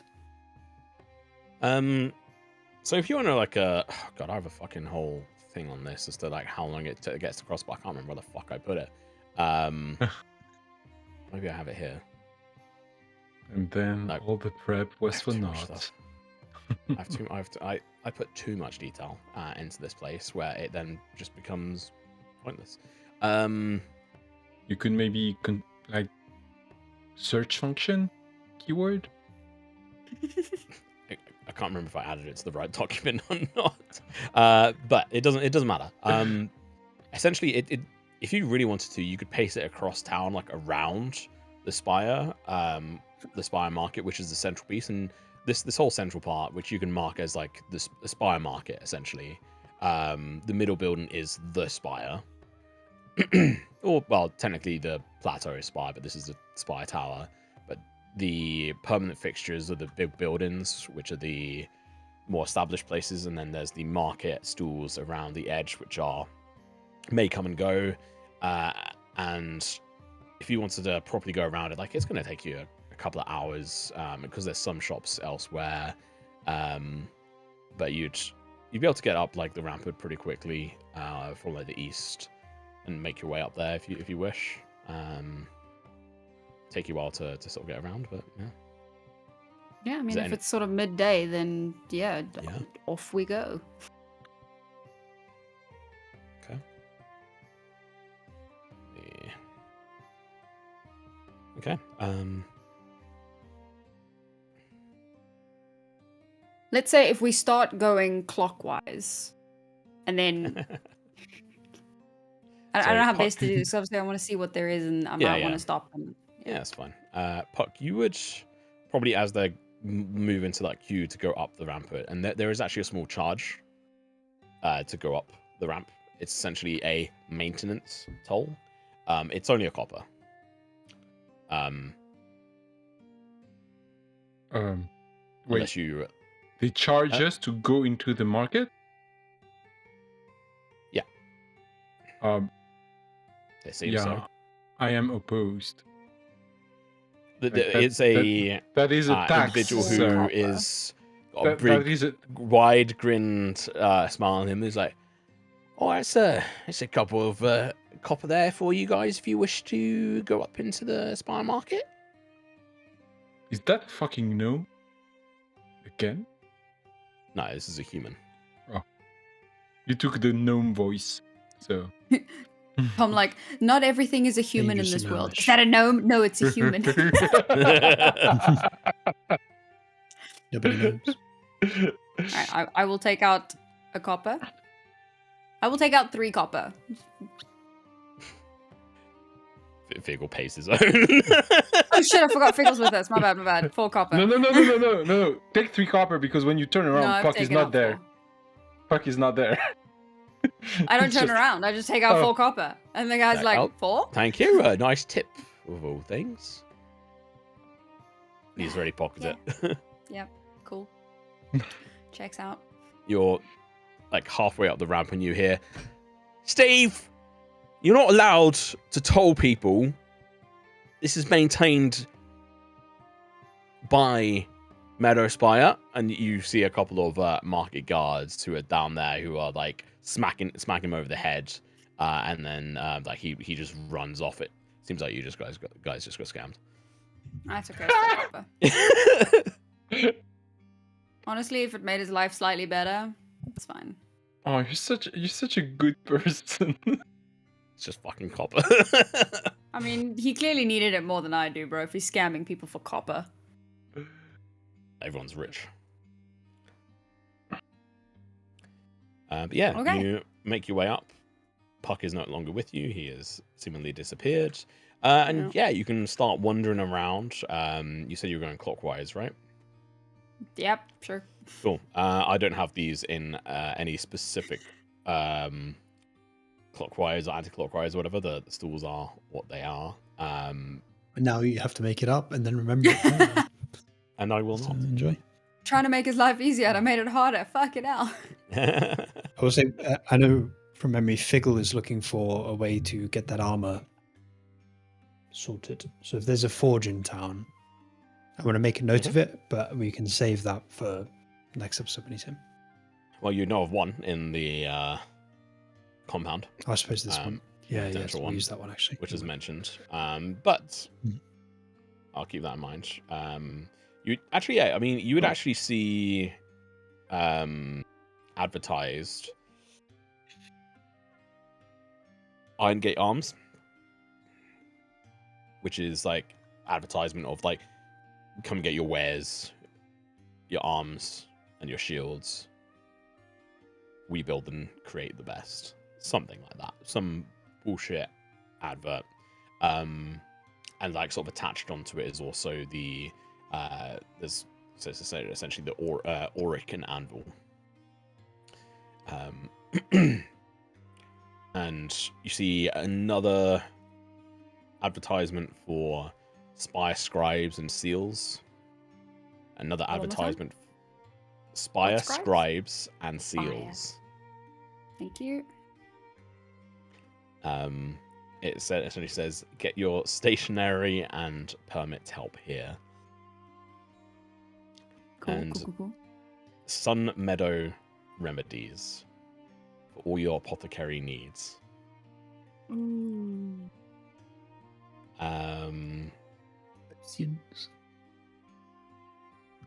Another one is Grimstock's General. Yep, checks out. And then its advertisement thing is, we're a general shop. Get your goods here. Nice, straightforward, to the point. I like it. We got everything for the impossible. Please wait 2 weeks.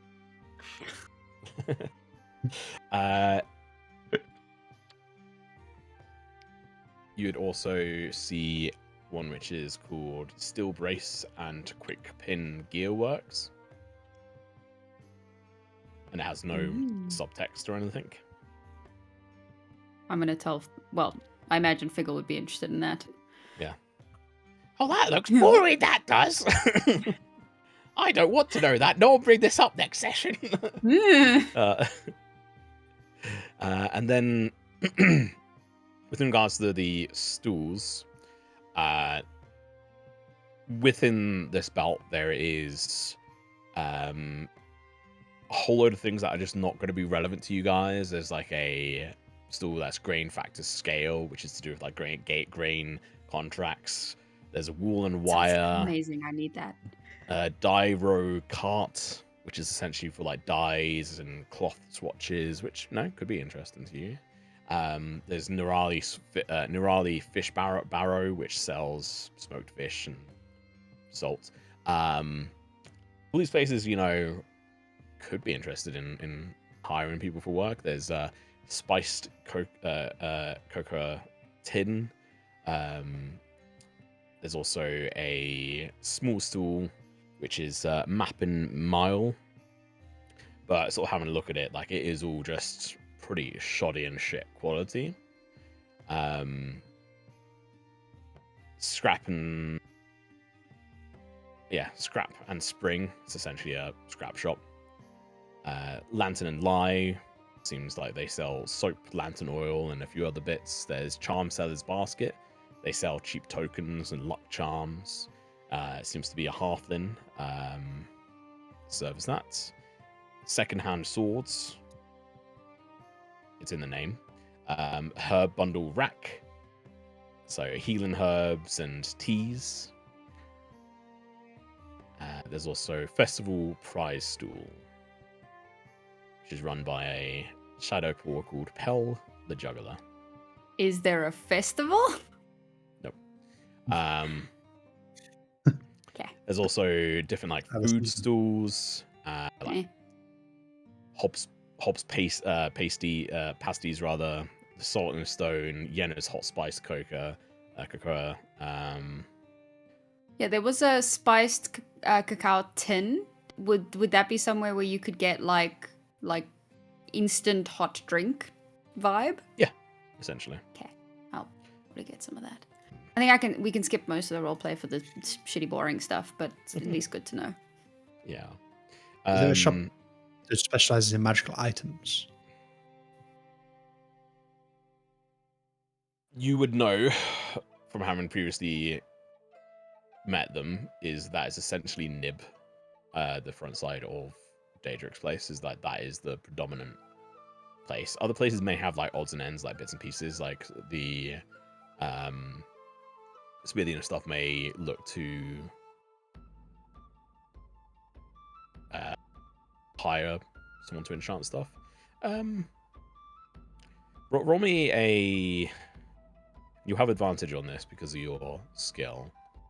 Roll me a investigation check for me. So the tattoo place is not in this With little inner... Sorry. I finished it. With advantage, you said, right? Yeah. Because of me background. Oh! Ooh. Look at me go. You know that there is a bit of a like some places may well sell a few things under the hood, but for the most part people know better, and the magical shop and place that can sell stuff is Daedric Holothorn's shop. People who step outside of that either have to have permission from him, but it's unofficial. But yeah. So I need permission to shop there. No, to sell. Sort of items. I see. So it's a bit of like a monopoly system. That is actually back over here. I'm sorry. Maybe I missed a step somewhere. You speak of Daedric Hawthorne as someone we know, and I'm kind of not for you. confused. Oh, okay. So it's a Suthe thing. So Suvi's been here before. So. Okay. That makes sense. Yeah, so Suvi it's okay that I'm confused. I'm meant to be. Yeah. Okay. Yeah. Cool. Yeah. So just like similar to how like three of you have potential contacts here. Well, I say potential. Tal definitely has contacts. Sufi obviously has a few. Yeah. Sufi knew of Daedric here. Also, just to spell it out. You have a list of people that I know of.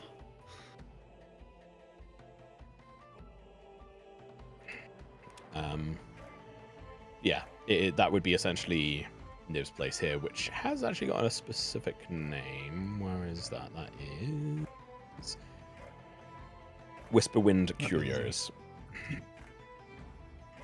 Type that out as well, or copy paste it. You also know that they tend to sell things that what did you roll again? Yeah, you rolled a natural 20 for 24. Yeah, not 20. Yeah, you one like mix of like past on knowledge and also now is that a lot of the items they sell are fleeting because they want people to come back. They want people to have to come back and rebuy items. So it's a lot of single-use items, stuff like that. But they do sell other bits as well as like an enchantry service. That is something that they can offer and work on. And all that work is apparently done by Daedric in his tower. With enchanting, how flexible is it? Like, can we go there and say, I want this, or do I need to bring the spell, if that makes sense? Is there like a brochure of these are all the enchantments I can do?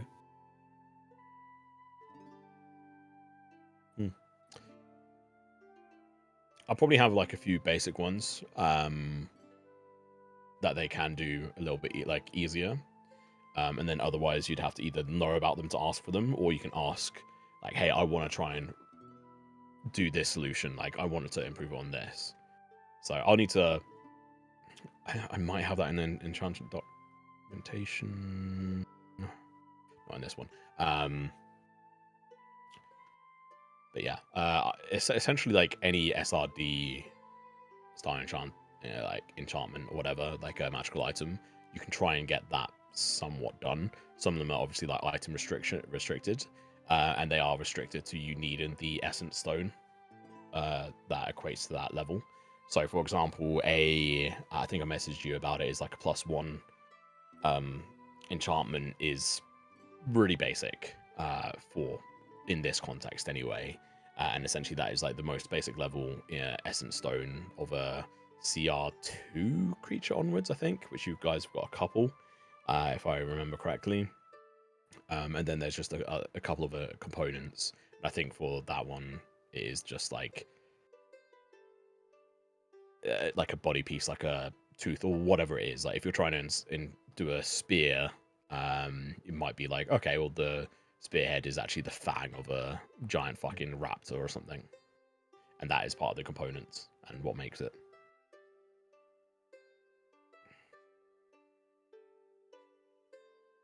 But for all that, try and ahead of time, like let me know what you're thinking of. But you can also ask. I might do some scouting.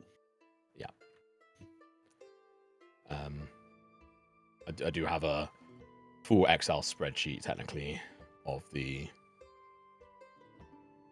costs and items and component details and stuff. I might actually just be able to share this, to be fair. It's not clean. It's pretty messy, to be honest.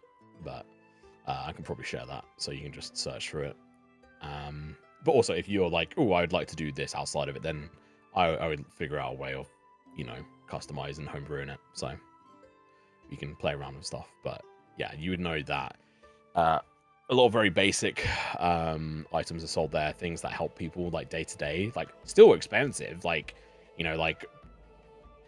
25 gold pieces to get a tool blessing that when used lasts an hour, and the tool gains lucky, which essentially gets to add like a 1d4 into it once. But these are the kind of things that someone might be like, oh, it's start of the season, I want to use it on my field, and then they'd use it, and yeah, and a few other bits. As for anything else on that, Sufi?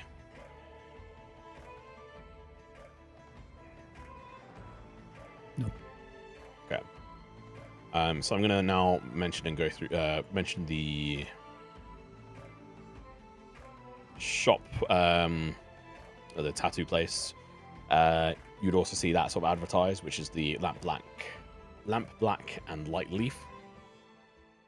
So they talk about essentially like ink work, sort of cosmetic tattooing. And just to keep it simple, if you wish to get gemstone tattoos, this is a place you can get that done.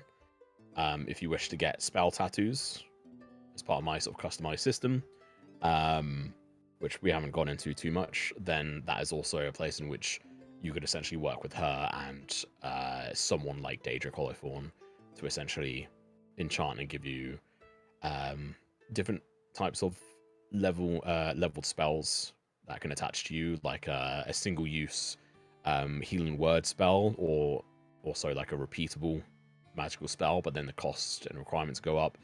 It also requires essences, like magical essence stones, which you get from harvesting from monsters. And the gem dust tattoos, I'm pretty sure have been put in the chat before, but essentially if you want to get like a +1 to any of your ASI, then like +1 strength is ruby dust, like 2200 gold or something, or it costs like 2000 ruby dust worth and then 200 gold to actually get it done. And then there's different resistances you can get as well. You can only ever have one of each of those, so one extra ASI bonus and one extra resistance through this.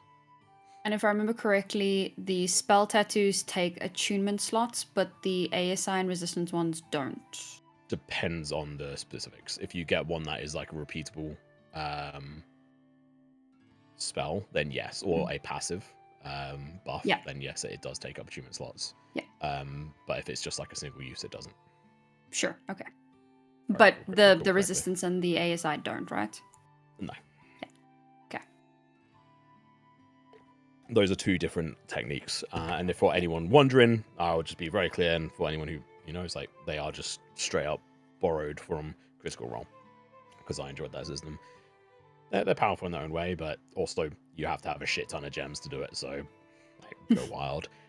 For cold resistance, you have to have almost 5,000 gold worth of black sapphire dust. So I mean, obviously, Tommy, but in the other campaign, I literally just put my order in for all the gems that I need. Yeah. Shit ton. But yeah, we'll get more into that into the next session if you wish. But you know where it is. We're now going to swap on over. Can you just tell me where it is so I can put a note? Apologies. Yes. Like, sorry, not sorry, you know. No, that's fine. That would be this one here. Yeah. Oh, should also mention that up on there is also a tavern, which is the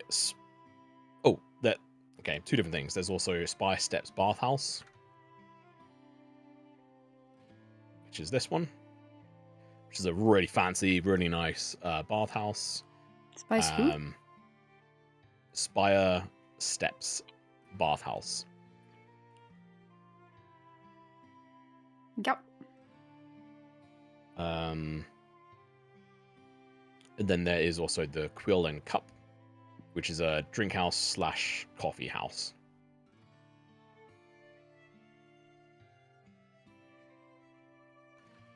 Which is, where's my note? That is this building here. It's the Quill House what, sorry? The Quill and Cup. Quill and Cup, thank you. It's like an upper end drinking place. They serve more cocktails and straight drinks rather than like beer and ale kind of place.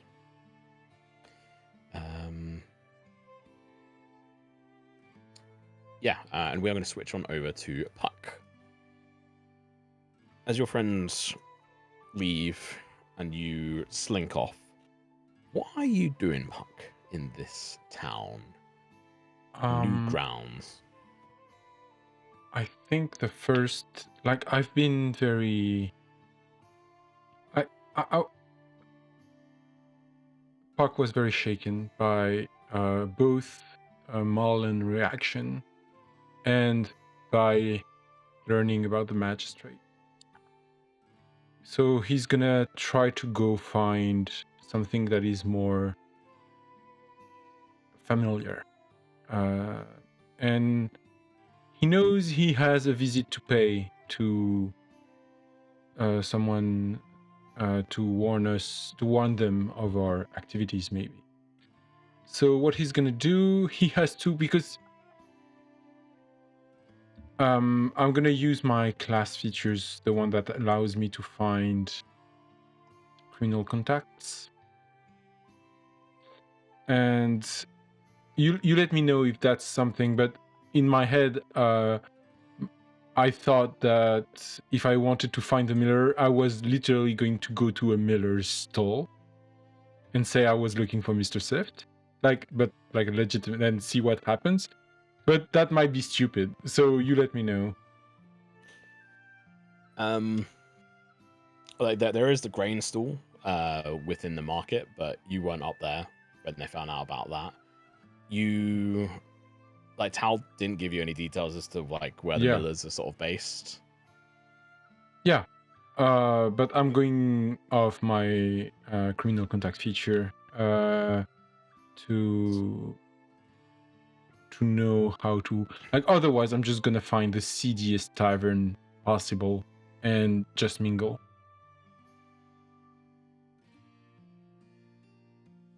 Oh, actually, criminal contact does not let me find criminal people. It lets me have a contact. Sorry. Yeah, I which mixed my things. Yeah, no, that's not applicable. But I mean, on that gist, it will give you somewhat like a more of an inkling of being able to obviously figure out who to potentially speak to. But so I would say make a perception and then make a persuasion roll, and this is essentially try and spot out the right kind of person and then persuade it. And have advantage on the persuasion on this one. I was going to give it to you on that one, but I said it too late, so that's on me. Damn. Who fucking cares, I guess. Okay. You see someone moving around, like moving forward with like an empty cart, and you can see that it seems to have like empty like meal bags on it, like that seem like they would have contained flour. And you're able to sort of interrupt them, and they're like, "Oh, okay. What can I do for you?" Oh, hello. Very sorry to interrupt you today. I was looking for a Mr. Sift. Oh. Yeah. Looks you up and down. You got flour to sell? Oh, fuck. I don't remember. Let me... Is there a code word? I don't remember them giving me a code word. You weren't given a code word, but with Yeah. those rolls, this is him essentially asking you for a code word. Yeah. And with your kind of background, you'd understand that you don't have any kind of code word on here. Yeah. It's up to you if you want to try and lie, but it's probably best not to. No, I'm not gonna lie. I'm gonna answer with Thief's Cant, which is hidden messages. And I'm just gonna say, like I'm saying, oh no, not flowers. And I was interested in his products. And I'll just say directed here in Thief's Cant. Oh, I see. Oh, may want to head round to the Broken Plough. It's on the southwest of town. Okay, the to broken It's flower. got a giant broken plough above it. You know, it's in the name. Oh, okay. Thank you very much, sir. You have a great day. No worries. Best of luck. And then he heads down south and disappears off. Why am I doing this?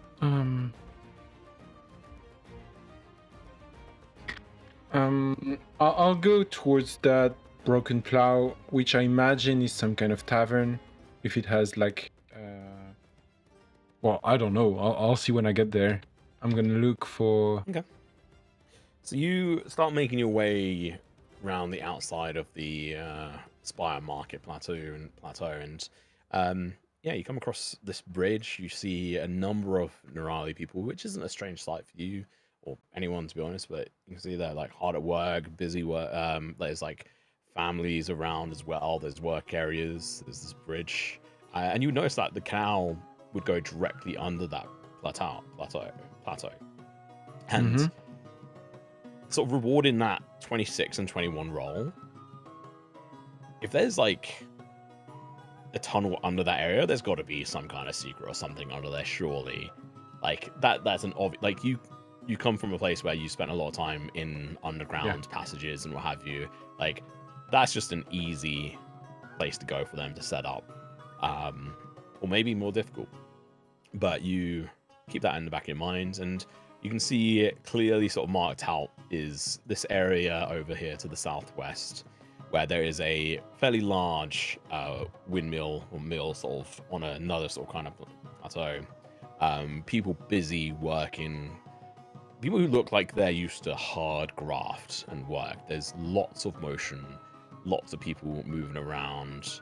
And within all that, down to the south here, you see a really quiet, tranquil park that it seems just a lot quieter down there than anywhere else. It's in between buildings. It seems to kind of be protected a lot from the hustle and bustle. You see a couple of like kids playing down through there, chasing a couple of ducks, which sort of flap away from the pond. And you make your way continuing on, and there's like signs around, and you can know that this is the Broken Plough. So you can head your way on over. Do you look to enter the establishment? What does it look like? Does it look like a tavern? Does it look like... Yeah. Does it look like it's open to the public? Yeah, no, I mean, it doesn't look like there's like bars and like there are people who seem to be, well, yeah, no, you'd be able to tell, like there are people who are on duty, on guard duty, whatever, of this place. And there are people who do look pretty seedy. a lot of them, and all these individuals sort of looking around with that 26 perception, you can see that a lot of these individuals have similar sort of markings, tattoos on them, or plows, or whatever it may be, windmills. My kind of people. And you notice that on pretty much everyone you see moving in around this area. Like, this is a large operation. Far bigger than anything you've been a part of. Okay. I take the time to be suitably impressed. And then I'm going to think about what I'm going to do next session, because I have no idea. Yep. Cool. As you stand out there, hands on your hip, looking around, we will look to wrap up the session for today. I was not sure where you were going to decide to go on that one. There was a couple of places. What a interesting session. I will also make it so you guys can load up this map whenever you want. Let me just change that here. There we go. Otherwise, we will go back to the landing page. I also need to change that because you're no longer in Brookside. I need to change this. Yeah. Awesome. Everyone happy? Welcome to Meadowspire. Yeah. Yay. You go find a halfling child that disappeared. Oh, yeah, right. I forgot about that. Yeah. No? Plenty of things to do, plenty of places to see. I'm gonna need so much more money for my tattoo. Like, out of character, I know this, but you know. Yeah. Interesting. Yeah. First time, in big city, though. Well, big town rather. On the verge of essentially just being a city, but where they structure things. You didn't end up having that nat 20, Sam, did you? I did not know. No. Okay. She got an 18 and a 19, but not a 20. Choose outcome. Will Sam get a nat 20 this session? No. The answer is always I no. forgot to gamble. Only 3 Correct. people It's not like Do I have a large bag of gems? I do. I'm not sharing them. did. One of you has got like a fairly large gem. I can't remember. Is it you, Sufi? I have Yes. big A black boy. sapphire. Yeah, it's a big black sapphire. Sapphire's the It's got a scout in my. It's worth 500 gold apparently. Well, you're I 10% have- of the way there. I have something I can sell, but it's still not going to be Something enough. what? But 10% of the way to if you want to get a resistance tattoo. Yeah. Oh yeah. Sure. I mean, I'm spending all my money on other stuff. On drags. I was. I'm Yeah. gonna get No, I was- killed before I can spend my money. You guys yes, will be like, has anyone seen Puck? Just spinning around on the windmill. You find his head on the spire. Kids kicking it around. Oh. Yeah, I managed to do a little bit of lore dumping for the dead Asta. Fuck you, Tom. Yeah. this is what you get for having a dead character. Like, I don't know what to tell you. Yeah. Yeah. This is So- why you who- simply got to let them So retire. who was kidnapped? Your mom? Your sister? I think it's more interesting if you guys find out. Like, Yeah, Yeah. that's Okay. true. You know what? At least all the work you put into the lore doesn't go to waste. Yeah. Yeah. Look at it that way. Bro, Bro, so I didn't Sorry. clock from Mara's notes about the American forest, and then I opened up the map and I saw it and I went, very Just cool. go there and chill. It's a nice place. Yeah, just chill. That yeah. temple is nice and safe. Probably some of the most disturbing shit I've written, but Yeah, Tom was going through it at that stage in his life. I don't know, man. It was really. I mean, I still friggin- am. But you guys voted on a romance mystery for the Sunlit Line. I'm like, oh damn! Shit, how do I do that? Yeah. How do I traumatize you guys in a different way? And it's like, well, I suppose you just have to do a fun story. It was very funny to me. At some point, you asked, like, Tal asked, like, do I have any family in this town? And I was like, I definitely do. Apparently. No, I just saw a message in like the private chat, and it just says their name, and I'm like, oh, okay. Yeah, because I knew it was gonna come up before we got down, so I didn't. Yeah. I don't want to dump all the lore and stuff about Meadowspire onto Aiden beforehand, and so this was one of the things where I was like, well, in the moment I'll chuck it over to him, and he can have the lore exposition as and when he wants it. And when I don't know if you kind of cottoned on a little bit, I kind of saw your face, Mara, when I corrected like on the magistrate being a her. Yeah. I saw something in your face twinge a little bit. Oh yeah, I got sniped pretty Alarm hard. bells It was were fun. ringing. Yeah, I got. The magistrate. Woo, woo. So this is why I wrote a character that canonically doesn't have parents. It's not that they're dead or that they left him. He canonically does not have parents. Yeah, but the people you Yeah. do care about aren't safe. He just doesn't care about anyone. That's a lie. He cares about tricks. And Ran. You're meaning acid didn't matter? Harsh. It was a tool to be used. What can I say? You're a tool. he had to dice it, Huh? Sufi. He heard some of your secrets when you told him a little bit after the stool Yeah. with the Qatari. Exactly. You had to go down. Tying up I loose love, ends.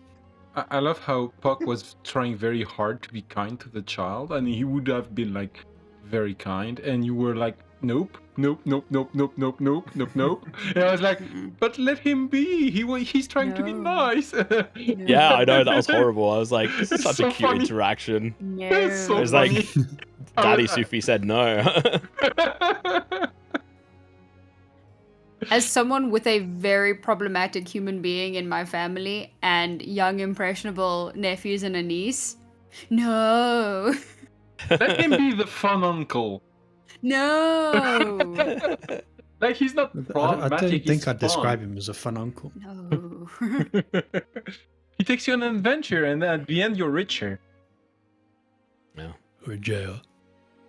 Yeah, or dead. Well, hopefully you guys enjoyed it, and there's lots of things to carry on and explore into the next session. I mean, you guys are here. That there is a shit ton of different things here. You guys kind of uncovered a lot more bits and pieces with everything that sort of went on, but that's gonna be the case. It's kind of just funny as hell. But yeah, we'll come back and see what Puck is gonna get up to with the Millers and what kind of trouble he'll get you all into. So Yay. we'll wrap up there. Thank you very much for watching, and we'll see you probably not in 2 weeks. We'll see. Might be in a month's time. Watch this space. We'll see you in a bit. Bye. Bye.